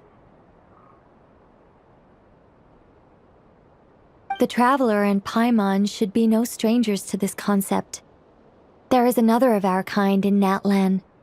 They call her the Lord of the Night. Alright! Paimon remembers her! Yes. Well, I have retained more of my power than she. It's because I don't have a long-term duty to fulfill. To be more specific, no. We'll be here all day if I get into the specifics. Moving on. If I'm not mistaken, you are here because you wish to learn how one might reach the moon beyond the sky. That's right. Is that something you can give us any guidance on? Yes, I do know a way. It began with the Hyperboreans, who lived after the War of Funerary Flame. Blank looks. Maybe I should start with the background of the war. Or maybe not. It shouldn't be an issue. I'll fill in the gaps for you when we have more time. Anyway, after that war ended, the three moons retreated to beyond the false sky. The Hyperboreans were humans I once aided. They accepted the civilization and creations bestowed upon them by the angels. But despite accepting many blessings of the angels, many among them still held on to their faith in the moons. They were reluctant to accept the new order. Even after the War of Funerary Flame, they sought to contact the moon goddesses beyond the sky and receive their guidance. But all three had passed away by that point.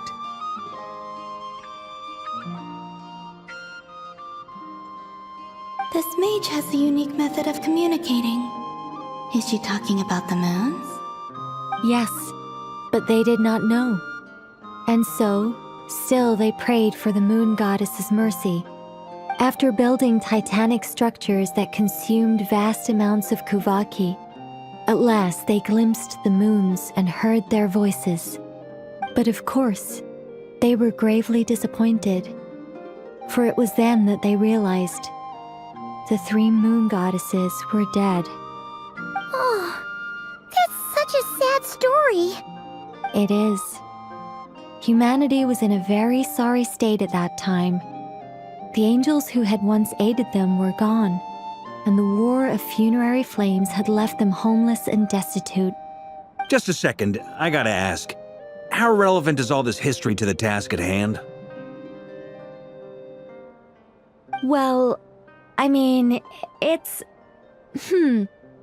Okay, it seems we've drifted into irrelevant narrative waters. It's been a while since I've had the chance to speak inside someone's head. As soon as I got started, I lost control and the words just flowed out like a waterfall. What I'm trying to say is... Right, yes, that's it. The relevant part is the ritual created by the Hyperboreans.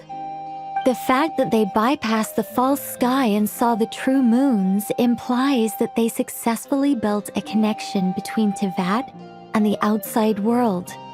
Which means, with enough Kuvaki and a sufficiently stable connection, it should be feasible to send one person over the border. Okay, so they built some kind of portal? Oh, yes. A portal. Yes. Is something wrong? You sound disappointed. I just didn't expect you to summarize it so well. It turns out I could have said all that in one word, if only I'd managed to think of it. No, please, it's fine. This is invaluable knowledge. I'll be sure to record and preserve everything in writing. Oh, really? Well, in that case, I suppose I could backtrack and add some more detail. I did gloss over a few things so far. Whoa, whoa, whoa, time out. Let's summarize what we've got first. The Hyperboreans were the last ones to use this method, right? So we somehow need to find whatever structure they built and make sure there's enough Kuvaki to power it up. Luckily, we have the moon marrow of both the eternal and iridescent moons, so we're all good for Kuvaki. Which means the key issue we need to focus on is finding the place. Am I right so far? Yes. Although I expect the structure is long gone by now. That said, what if we could take advantage of the phantoms to travel back to a time when it still existed?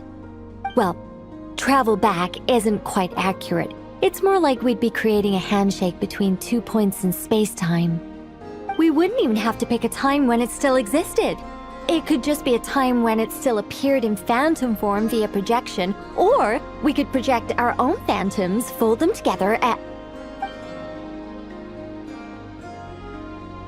You look lost. Was that too hard to follow? Yeah, things got a little, technical there. Paimon's brain is reaching capacity. All right. Let me think about how to put this more simply. Okay, got it. Over the next few days, I'll search for phantoms that we can use. Once I find one that meets the criteria, I'll let you know and we'll regroup. By completing certain rituals, specific individuals will be able to enter the phantom and make it to the Hyperborean structure. If everything checks out and it looks feasible, we'll just need to wait for Moon Prayer Night, and we can send the Moon Goddess back home. I'm really skimping on the detail here. Is this making any sense at all? I think so. For now, we'll just wait to hear from you. Yes. Basically, yes. Great. Counting on you. In the meantime, we'll focus on finding the Moon Goddess's name. My name? Are they looking for a way to stop me from disappearing? Excuse me, Miss... Go on, Miss Nicole. This conversation was a little all over the place. I didn't catch your name. I am Lauma, of the Frost Moon Scions. Ah, I did wonder. I noticed that you listened very intently when I spoke about Hyperborea and the moon's history. If you'd be interested, I'd love to visit you this evening and go through it again in greater detail. Also, if you were serious about making a record, it would be too risky to simply write down the raw details as is. I would suggest some tweaks. Maybe rewrite the stories as fairy tales or fables, perhaps even prayers. Anyway, we can cross that bridge when we come to it. So, see you later then? Oh, and no need to prepare anything. Just a cup of tea will do. See ya! She seems friendly. It's just... It's so nice to find someone who's actually willing to listen. I've been dying for a chance to finally go through all this systematically from start to finish. Any longer and I'd probably start forgetting it. Now Paimon gets why Alice told us to mind our heads. Ha ha ha ha! What did I tell you? A lot of quirky people in Alice's orbit. Now then, the next order of business is, where do we start looking for the moon goddess's name? Maybe the rest of what Nicole has to say might give us some clues. Once I've heard her out, I'll summarize the salient points and share them with you all. I'm also inclined to review our other documents. Yes, our faith was first established by our Hyperborean ancestors, but many of the more factually accurate records are from after Kuthar's birth. Sounds like we're gonna follow Columbina's journey through Teyvat, huh? In that case, we'll start by heading to the Frost Moon Enclave. Sounds like a plan. Take this with you. I'll see about getting in touch with the Fatui. It'll probably just be Arlecchino and Sandroni again. They're the only ones who would want to help. Thank you, Mr. Varka. Don't mention it. Honestly, I'm more comfortable dealing with the Fatui than prying into the details of a young lady's childhood. Catch you later. I should follow them, just in case there's some way that I can help. A while ago, I took the time to organize all documents in our possession that pertain to Kuthar. What you see here is the material I consider reliable. You're saying there's unreliable material too? Yes. Most of the information we have was transmitted through an oral tradition. Inevitably, some of her stories were mythologized and deified over the years through countless retellings. That's why I organized them into reliable and unreliable.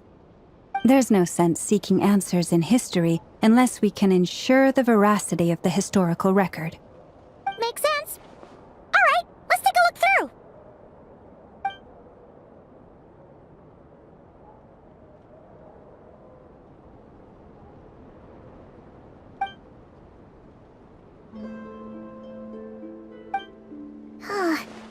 Almost all these records refer to Kuthar instead of Columbina. Although neither of those is her real name.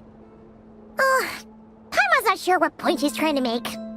What we can gather from these records is that the Frost Moon Scions worshipped her as a god, placing impossible expectations upon her. I cannot fault them for their earnest faith, but for all their devotion, worshipping her day in, day out changed nothing. I imagine that none of it resonated with Columbina. It wouldn't surprise me if, even back then, she had already begun to reject the name Kuthar and everything it represented. Lauma speaks the truth. When I heard them call upon Kuthar with hope and expectation in their voices, they may as well have been calling upon somebody else.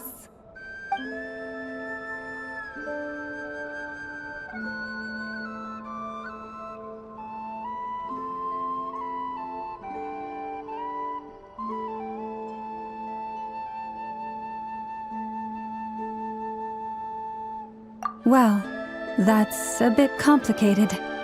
I looked at the level of detail, perceived authenticity, prose style, and how realistic their portrayal of Kuthar seemed to be.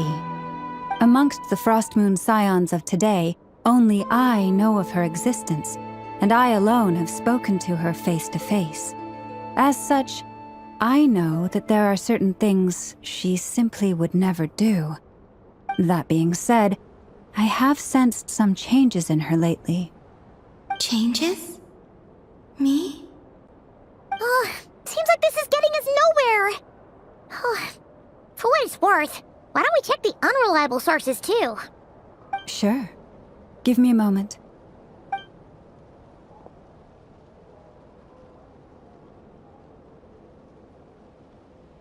Exerting but a fraction of her divine might, Kuthar sheared a great mass from the snow-capped mountain and cast it into the sea, upon whose surface shone the mirror image of the moon. Thus was formed the island of Hisi. Yeah, right. That doesn't even begin to pass the sniff test. The 3 moons are naught but lies through and through. Only one moon has ever shone for us, and Kuthar is her name.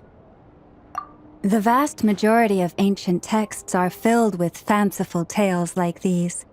I trust you understand my criteria a little better now. Kuthar did not speak, merely gazing into the distance in silence. And where her gaze landed, this was her prophecy. Clearly, whoever wrote this text never even met Kuthar. Otherwise, they'd know that her eyes are always closed.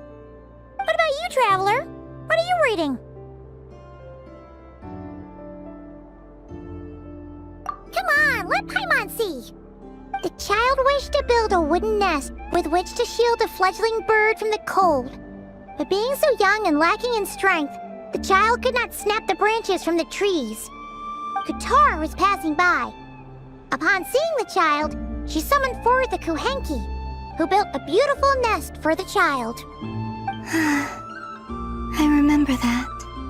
Not knowing the meaning of Kuthar's divine intervention, the child dared not to respond, and thus ran home to call their parents.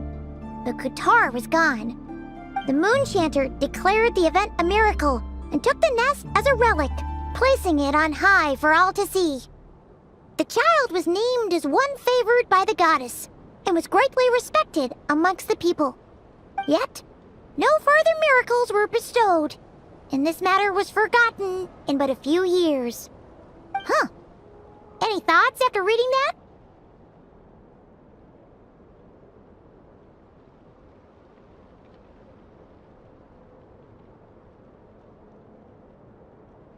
Yeah. Columbina probably just wanted to join the kid in making nests. Ah. I'd originally considered this a fabrication, because Kuthar did not perform any similar actions in subsequent records. But now that I think about it, it does seem like something Columbina would do. It's just that...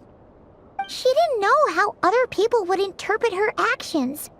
She was probably worried about making things difficult for people. And so, she gradually stopped joining in. Yes.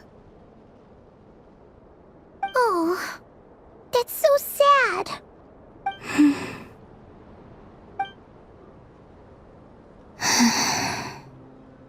And now, I can make no such gestures of warmth, even if I want to.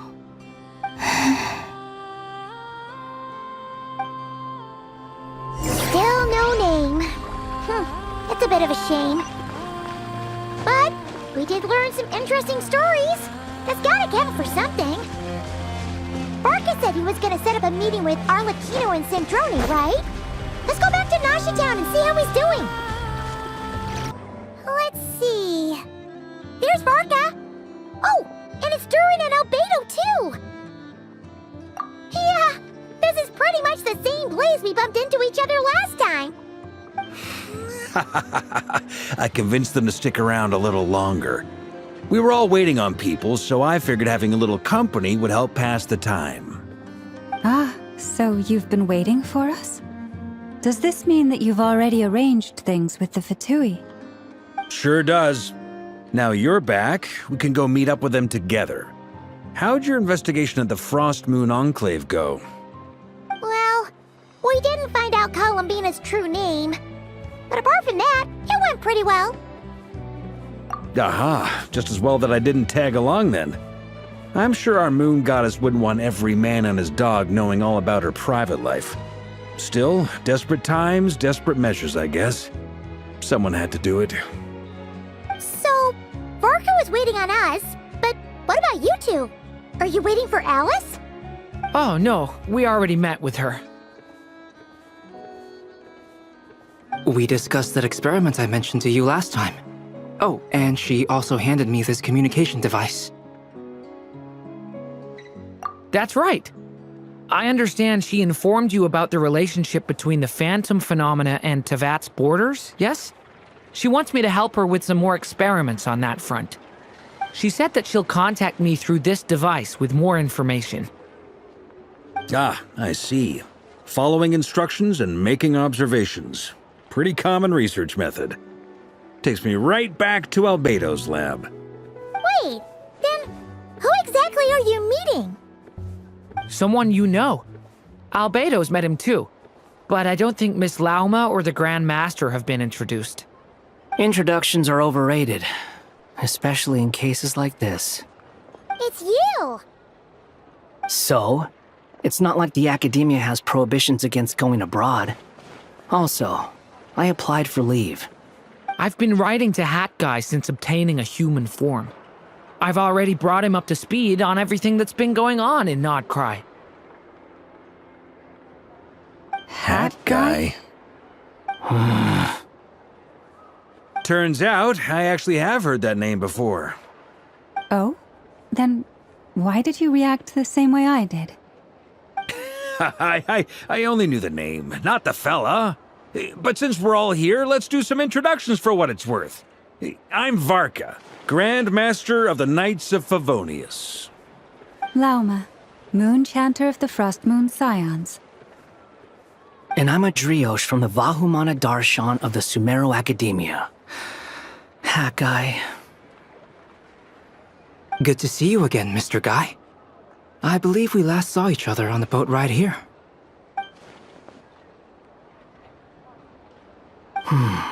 Mind you, the only reason I came here is because there's someone I want to look into. Who's that? The Doctor, also known as Dottore, second of the Fatui Harbingers.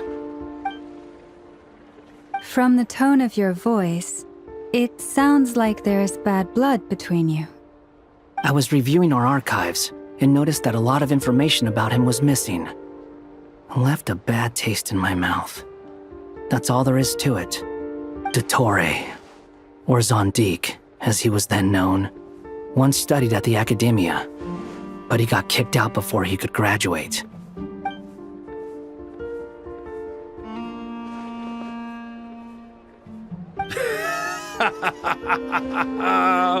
So the Harbinger's #2 man is a college dropout? Ah, how embarrassing for them. Last we heard, he was planning something. We actually heard that a few times before, even coming to Nocturne, but we haven't seen a trace of him since we got here. He only appears when something interests him. For all we know, he might have left already. But the fact he did something here at all is worth noting.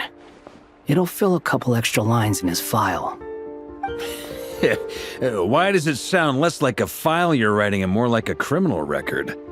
Anyway, we were just about to meet 2 of the other Harbingers. Want to come along? You might learn a thing or two about him there. Sure. Even though they're Harbingers, well, they're old acquaintances of ours, so, you know, when you talk to them, try to be... I got it. The Frost Moon Scions' relations with the Fatui remain tense. Forgive me if I do not attend. In that case, we'll continue assisting Miss Alice with her experiments. Good stuff. Everyone's having a fruitful time. All right, we better get going. I'll lead the way.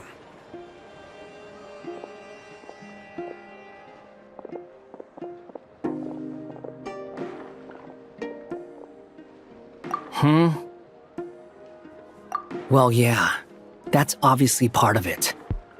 But I'm not the only one who has a score to settle with him. Neither you, nor Lesser Lord Kusanali, nor I want to see him meddling with things again. What's the hurry? Don't worry. Pigeons always know which way home is.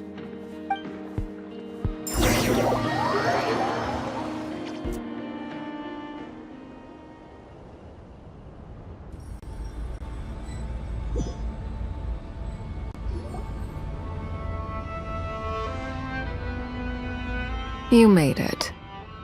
Who is this? A scholar from Sumeru. They call him Hat Guy. He's an old friend of the Travelers. Wait, this is the academia representative you wrote about? He doesn't exactly look the part. I believe this will prove my identity. You'll notice it bears the seal of the Sanctuary of Surasthana. Well, what do you know? So it does. All right then. My mistake. It's fine. I expected as much. What? So as I mentioned in my letter, the Academia's got its eyes on Dottore.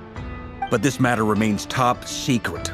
Apart from those assisting in the investigation, the fewer people who know, the better. If anyone asks, I'm here in Nod-Krai to pursue my personal academic interests. Gotta say, Barca, you did pretty well to keep all this under wraps for so long. Sounds like you got in touch with the Academia about this way back. you flatter me. Where do I even start? Remember that time we fought Rerir at Star Sand Shoal? He sure let me have it then, didn't he? I'll bet Dottore had that all sketched out, with me as his convenient little pawn. He could not care less about us if he tried, but hey! The feeling's mutual. Does Dottore really strike you as the sort who values his relationships with his colleagues? Fair point. Definitely not. Which is why I always keep my guard up whenever he starts making suspicious moves. To that extent, our motivations align. On top of which, I consider you trustworthy people. Now, back on topic. In the wake of the Reikir of Solnari episode, Sandrone and I grew suspicious about Dottore's complete inaction during the entire affair. So we tried to find out what he'd been up to, but unfortunately to no avail. He never lets anyone in on his plans. The more he cares about something, the more secretive he gets. Indeed. Perhaps he believes that by keeping a low profile, he can avoid trouble. But that trick isn't going to work on his colleagues. Yeah, I mean, he's been researching the ancient moon's remnants. And he's been trying to get his paws on the moon marrows. Only an idiot would believe he doesn't have something more planned. With this in mind, I returned to Snezhnaya and relayed my thoughts to Her Majesty the Tsaritsa, entreating her to have him recalled. That's pretty direct. Did the Tsaritsa agree? Yes. I made it abundantly clear that the Fatui's business in Nod-Krai is almost concluded, and we do not need 3 harbingers in this territory. Her Majesty concurred. Accordingly, Dottore has returned at her orders.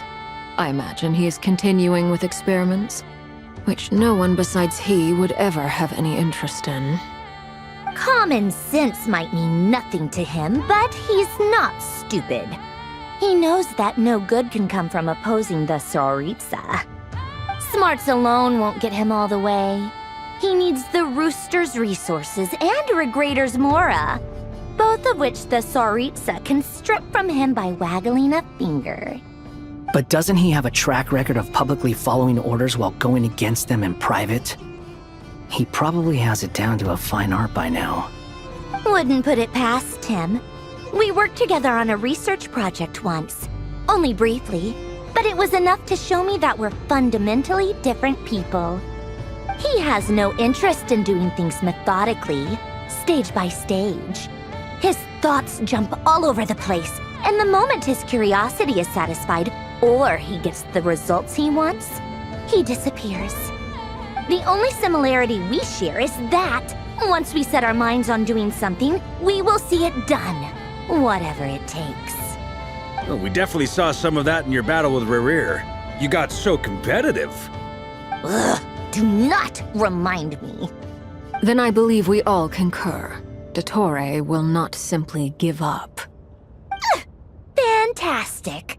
Now this is turning into a whole day of unpleasant memories. Ugh. Are you talking about the moon marrow stuff? He also strikes me as the kind of person to disregard experimental regulations, ruin all the equipment, and go way over budget. Then leave the first person he can find to deal with the fallout. Exactly. This one time, he was running some high-temperature experiment and the substance exploded. But does he care? No. He orders his subordinates to open the device so he can observe the results, which causes the gas inside to leak out. That gas was poisonous. If I hadn't been there, who knows how many people might have died. And after all that, he left while I was still cleaning up after his mess. What a waste of time, he said. Waste of time? The nerve! He wasted my time! You've been bottling that up for a while, huh? Hat guy, I must say, you seem awfully familiar with internal Fatui affairs. Especially when it comes to Dottore. Thank you, Lady Harbingers, for providing such valuable information. I have no other questions for now, so I'll be on my way. Wait, what? You're just gonna leave? You're welcome to join if you want. Ugh. Just when Paimon thought he'd finally mellowed out. He makes quite the impression. I'll say. I've met tons of headstrong people, but not many of them would join me in bad-mouthing Dottore. Anyway, back to the main agenda. Barca, you said that Columbina has gone missing? Or rather, disappeared. Yeah. We're working on building a connection between her and this world. The simplest method is to find out her real name. I've actually asked her that question before, but she said she didn't know. Considering our relationship, I doubt she was lying to me. As far as I recall, she was never dispatched by Her Majesty to claim a gnosis or anything like that. The Tsaritsa's plans had long contained a place specifically for her. I always thought that was weird. What could she do that the rest of us couldn't? Knowing what we do now, it's probably something related to Kavaki, right? More than likely. When she first arrived, Columbina would often go to Her Majesty and ask when she could start the task assigned to her. But Her Majesty always gave the same reply. The time has not yet come. So she spent her days in Snezhnaya doing basically nothing. The Tsaritsa has summoned a beautiful blind maiden to be a harbinger, giving her the third seat by virtue only of her enchanting voice. It was a dumb and stupid rumor, but the reality of the situation made it hard to refute. And what happened after that? I imagine she stopped caring. She no longer seemed to care why she had been recruited, and Her Majesty never gave her any missions, so she just continued to sing in the flower garden. For my part, I was busy. So busy, in fact, that watching someone be that idol had me fuming. But still, I got the sense that she had long been used to a life of other people claiming she was needed when she wasn't. I just felt that having a place to stay would cost me something eventually. And so I waited quietly for the day that I would have to pay the price. And on the other end of that spectrum, you had me. Someone once told me that I had the lousiest work and the toughest luck. That's a good way of putting it. I forget who said it, but those words have always stuck with me.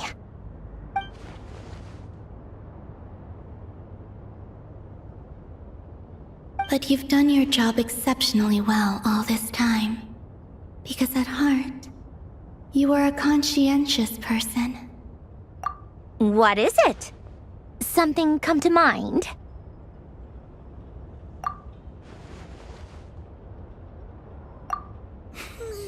That makes sense.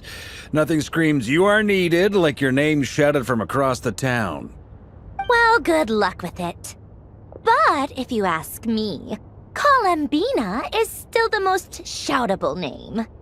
I'm just so used to it now, after all the arguments we've had. I can't be bothered trying to remember another name for her. Nor I. Sandrone. Harlequino.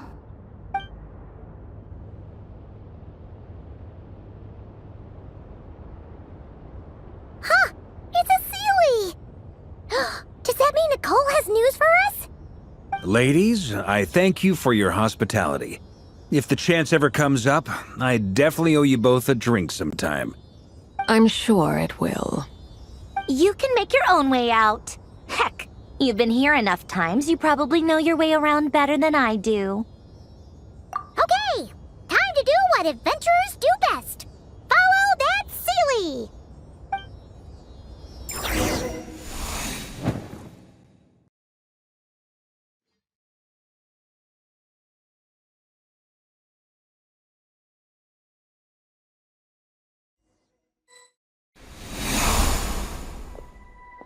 Here you are.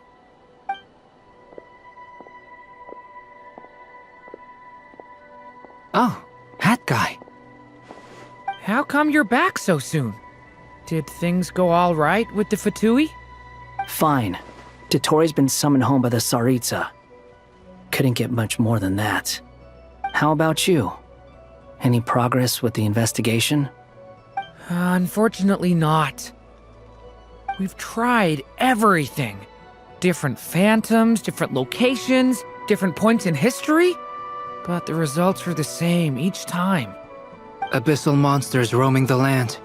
People crying out in despair, with no hope of being rescued. Every time I see it, I can't help but think, is this what it was like in Mondstadt when Dragonspine Durin attacked? And if I fail in the task I've been given, will I create yet another tragedy? That's just meaningless speculation. When we encountered similar phenomena previously, I tried to interfere with those illusions, using sounds and lights to guide them. However, we could not change their fates. At most, we were able to extend their existences. The events of the past are like fate that has been written into Irminsul. There isn't a living thing in Teyvat that can escape its past. But Miss Alice instructed us to try to find ways to change the outcome that these phantoms face. It's an impossible task. Can't you just refuse? Since she asked us to do this, I feel like it can't truly be impossible. Or if it is, well, mages can make the impossible possible. I could not have been born as Durin otherwise. But you also said that your past 39 attempts were fruitless. That's true. But you're still going. Yes. After this many futile attempts, surely you realize that you're not doing this because you still believe what some mage told you. It's because you want her hypothesis to come true. It's something you wish for deep inside. So, think for yourself about what you want to do. As long as you don't believe it's futile, it isn't. Yeah. Previous experience indicates that we cannot touch the phantoms, which limits the effectiveness of our interventions. If we want to clear this hurdle, we need to break this rule somehow. Same thought here. Following the same rules means repeating the same failures. Reducing ourselves to mere playthings of fate. So you mean we need to figure out a way to make contact with them, despite knowing that we can't? Yes, and I suspect that's something only you are capable of. Everything in Tevat is logged in Irminsul, but the withering that once occurred in Sumeru was a sign that the Great World Tree was being corrupted. This corruption allowed things that should not have existed in Tevat to appear. This is tantamount to rewriting reality to an extent. You're saying abyssal power might be able to affect those phantoms? No one's ever tried it before. If you're gonna try it, it'll take courage.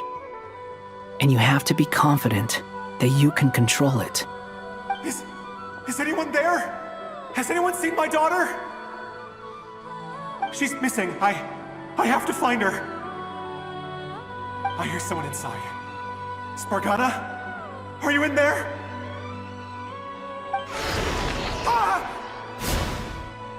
If I can use my abyssal powers to warn him that there is danger here, maybe it'll change his decision.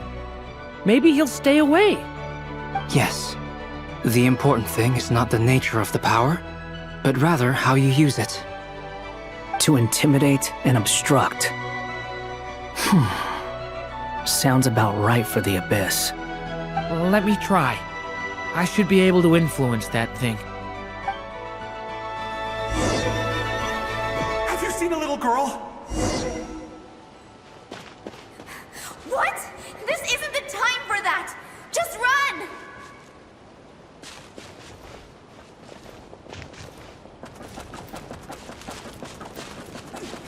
I hear someone inside. Spargana? Are you in there?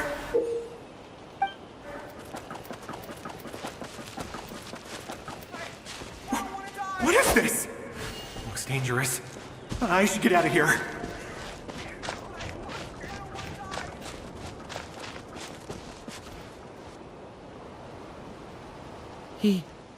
He really left. Ha! We did it! Don't celebrate too soon. Follow him. See what he does next.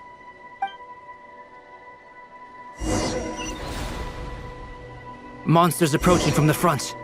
You need to stop them and create an opportunity for him to hide.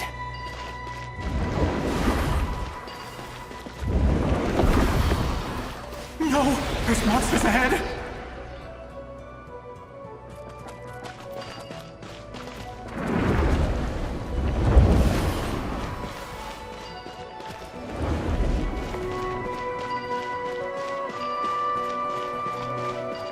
The monsters are gone.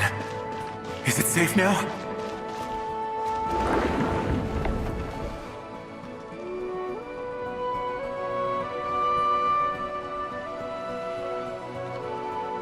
The barrier's gone too. How odd. Anyway, I guess I'll keep going. Quickly, let's keep up.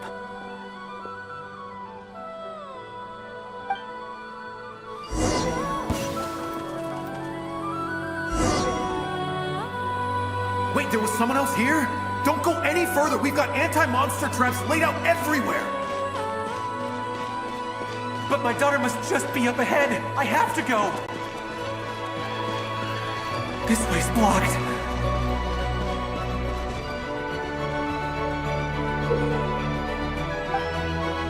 We might be able to use the explosives.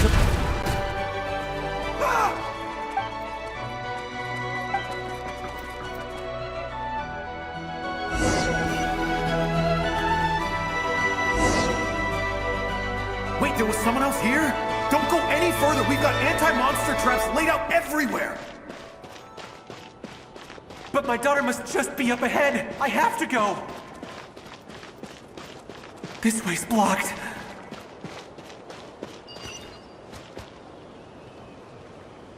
We might be able to use the explosives over there, but we need to take care not to hurt him.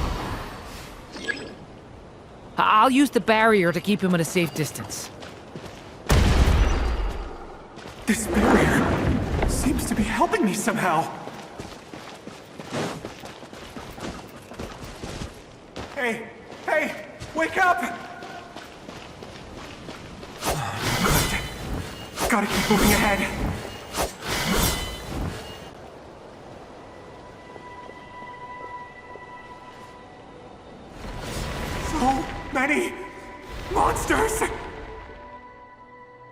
There's still a chance, Durin. Use the traps.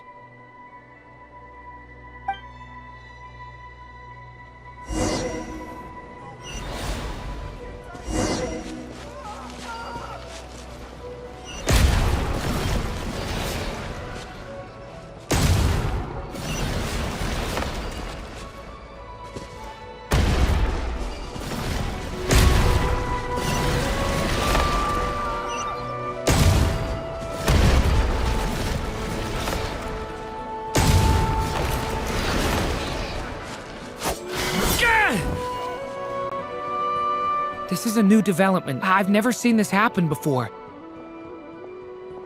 We might just be able to save this person.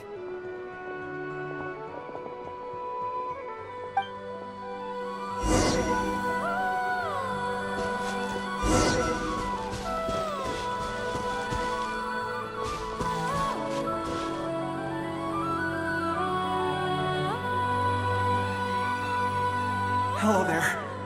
Have you seen my daughter? Spargana's her name. She's carrying a large backpack. Get out while you still can, you fool. You won't find any survivors here.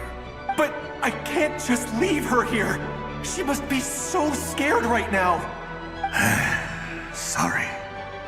Wish I could help, but I haven't seen her. You'll just have to keep looking. Okay, thank you. If I do find her, I'll get her to shelter and come back for you.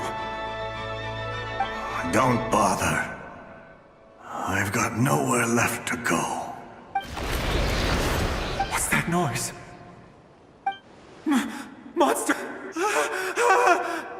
No, if he goes inside, he'll be walking into a trap. Let's try this once more. This time, we have to stop him.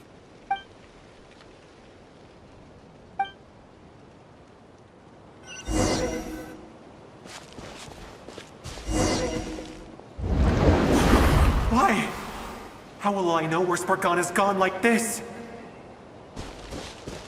You know what? I'll trust this strange barrier. It's gotten me this far after all.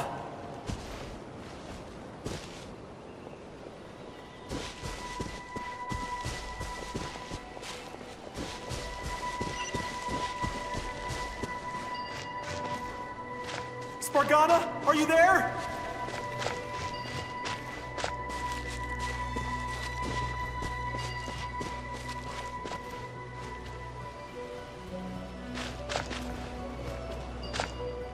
What? What's this? Hey! Let us out!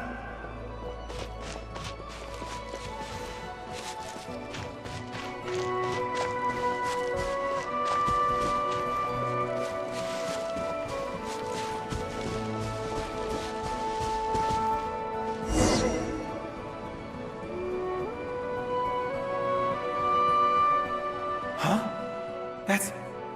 That looks like one of my daughter's books! Thank you. Thank you! Yes, it's one of hers for sure. That's her name on it right there. She left her backpack here.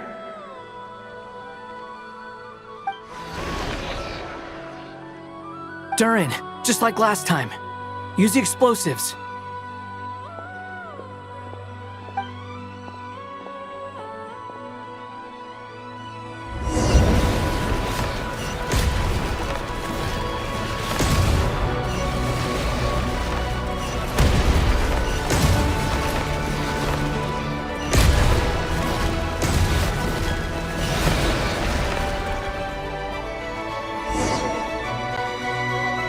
It won't work.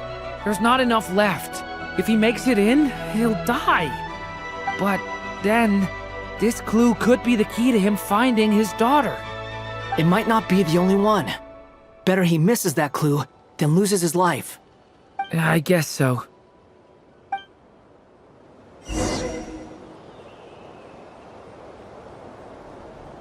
Stop him, Durin.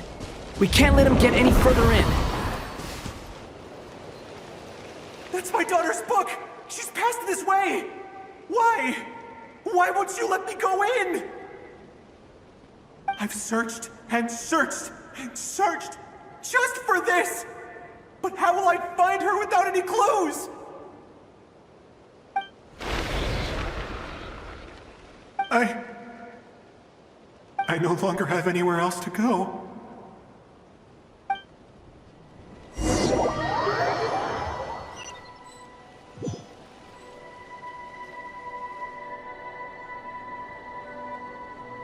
I'm sorry.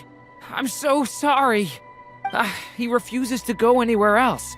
Whether he opens this door or not, all that awaits him now is death. We couldn't change his fate. Albedo? Hat Guy? Let's try one more time. I don't know how we're gonna do this, but I don't want to give up either.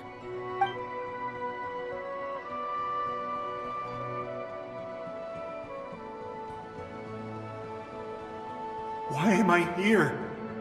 What's going on? All these scenes running through my head. Huh? What's going on? His reactions have changed. How many times have I...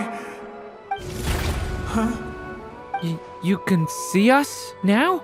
I feel like I always could, but that I only just realized you were there. But you were the ones guiding me using that marked barrier, right? I haven't done anything yet, but those monsters, those deaths, they feel like memories. Like things I really did experience. I won't find my daughter. In fact, I'll ultimately die trying to find her. Isn't that right? Well, no, it isn't. Yes, it is. Even so, we're trying to find a way out of this.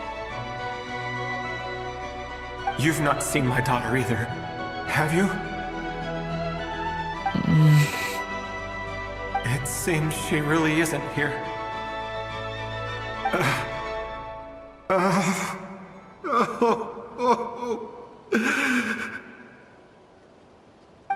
I'm sorry we couldn't help you. I'm just tired. Maybe this is destiny. Maybe it doesn't matter how hard I search. How long do I have left? Experience says 15 to 20 minutes. 15 to 20. Thank you for all your help. Let's rest a while. You look exhausted too. Now's not the time for you to start pitying us. It's not pity. I'm just realizing that I've only got 10 or so minutes left. You know?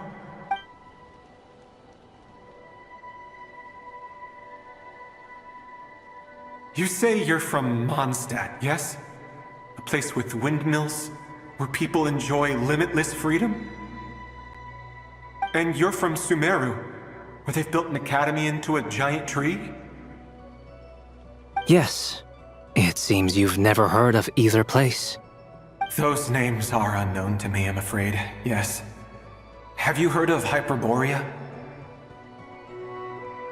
I have, but I heard that it was destroyed in the distant past. I see. That was where my ancestors once lived. What about Delphi Pytho? Was it later rebuilt? I've never heard that name. Then what about Salvindaknir? I have seen that name on stone tablets on Dragonspine. But I'm afraid the only things left of that place are its ruins. I see. Sure enough, there was no way to turn this around, huh? I'm sorry. I was the one who asked to chat, but it seems like we're too many ages apart. There's barely any common ground to start from. It's alright. We did hear something new, at least. From how you speak of your lives, things must be going alright for you, I guess. They are. Mondstadt is a place of freedom and happiness. There's a lot of good people in the church and the Knights of Favonius, and even outsiders find that it's an easy place to feel at home. We have festivals a few times a year. Everyone gets together to drink, sing, and be merry. Sumeru is a lot more uptight. Not really the kind of place where you can relax.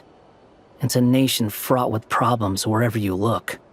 But if all you want in life is to seek knowledge, I guess it's pretty much paradise.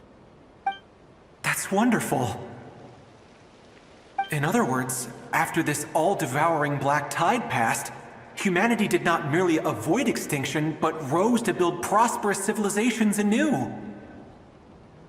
I mean, I can see you all right now. That must mean the future isn't a total mess, right? That's true. Well, time's almost up. Let's part ways, I think. Might be best if you don't waste too much time on me.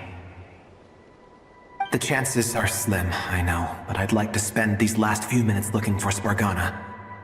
If things work out, I'd love to tell her about what I've heard. May we meet again. Well, or not, most probably. In that case, may your wishes come true.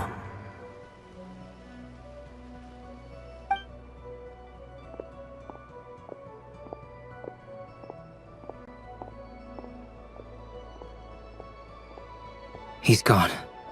In a few minutes, he will meet the end that was his to begin with. The ending of this tale did not change, but I believe that we've just made the most progress we have yet. May your wishes come true. If only it were so simple. Hat guy, could I ask you a question? You've never talked about your past. It seems complicated, and it weighs heavily on you, too. Would you be willing to tell me about it? I mean, sometimes it's better to get things out in the open. Take that guy we try to help, for instance. At least he said goodbye with a smile, right? I know about Albedo's past. Our experiences are very similar, and he created me. As for you, you're my first friend, and you've witnessed every step I've taken. But by comparison, I know nothing about you. Either way, I mean, we're still best friends. But if I knew more about you, I might understand your thoughts a bit better. I've told you about myself. I'm a student at the academia. And what did you do before that? Prepared for the entrance exam? All right. If you really don't want to talk about it, I won't press you any further. I was a puppet built from the branches of a white tree, using technology left behind by the Conrian schools of mechanical engineering. A white tree? You mean an Irminsul tree? Yes. A branch of Irminsul that was once connected to the main tree. So you had a human creator too? Yeah, but my creator abandoned me after deciding that I was a failure. After that...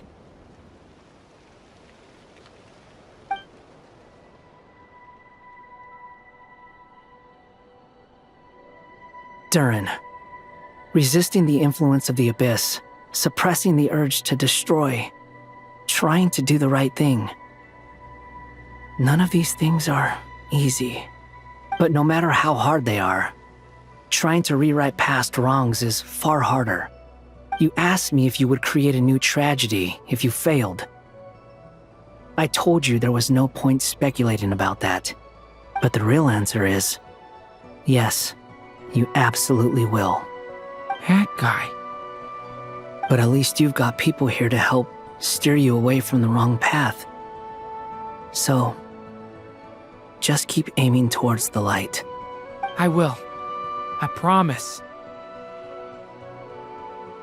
All right, break time's over. Hello, Durin speaking. Hello, friends, it's me.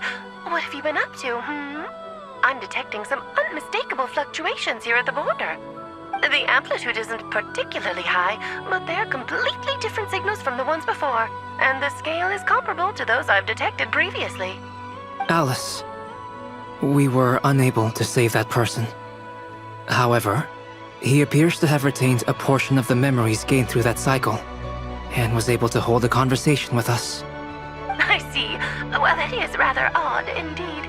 It definitely merits further attention. Could I trouble you to keep trying the same approach? I need to gather some more data. Counting on you. I should probably have Nicole come and check this out as well.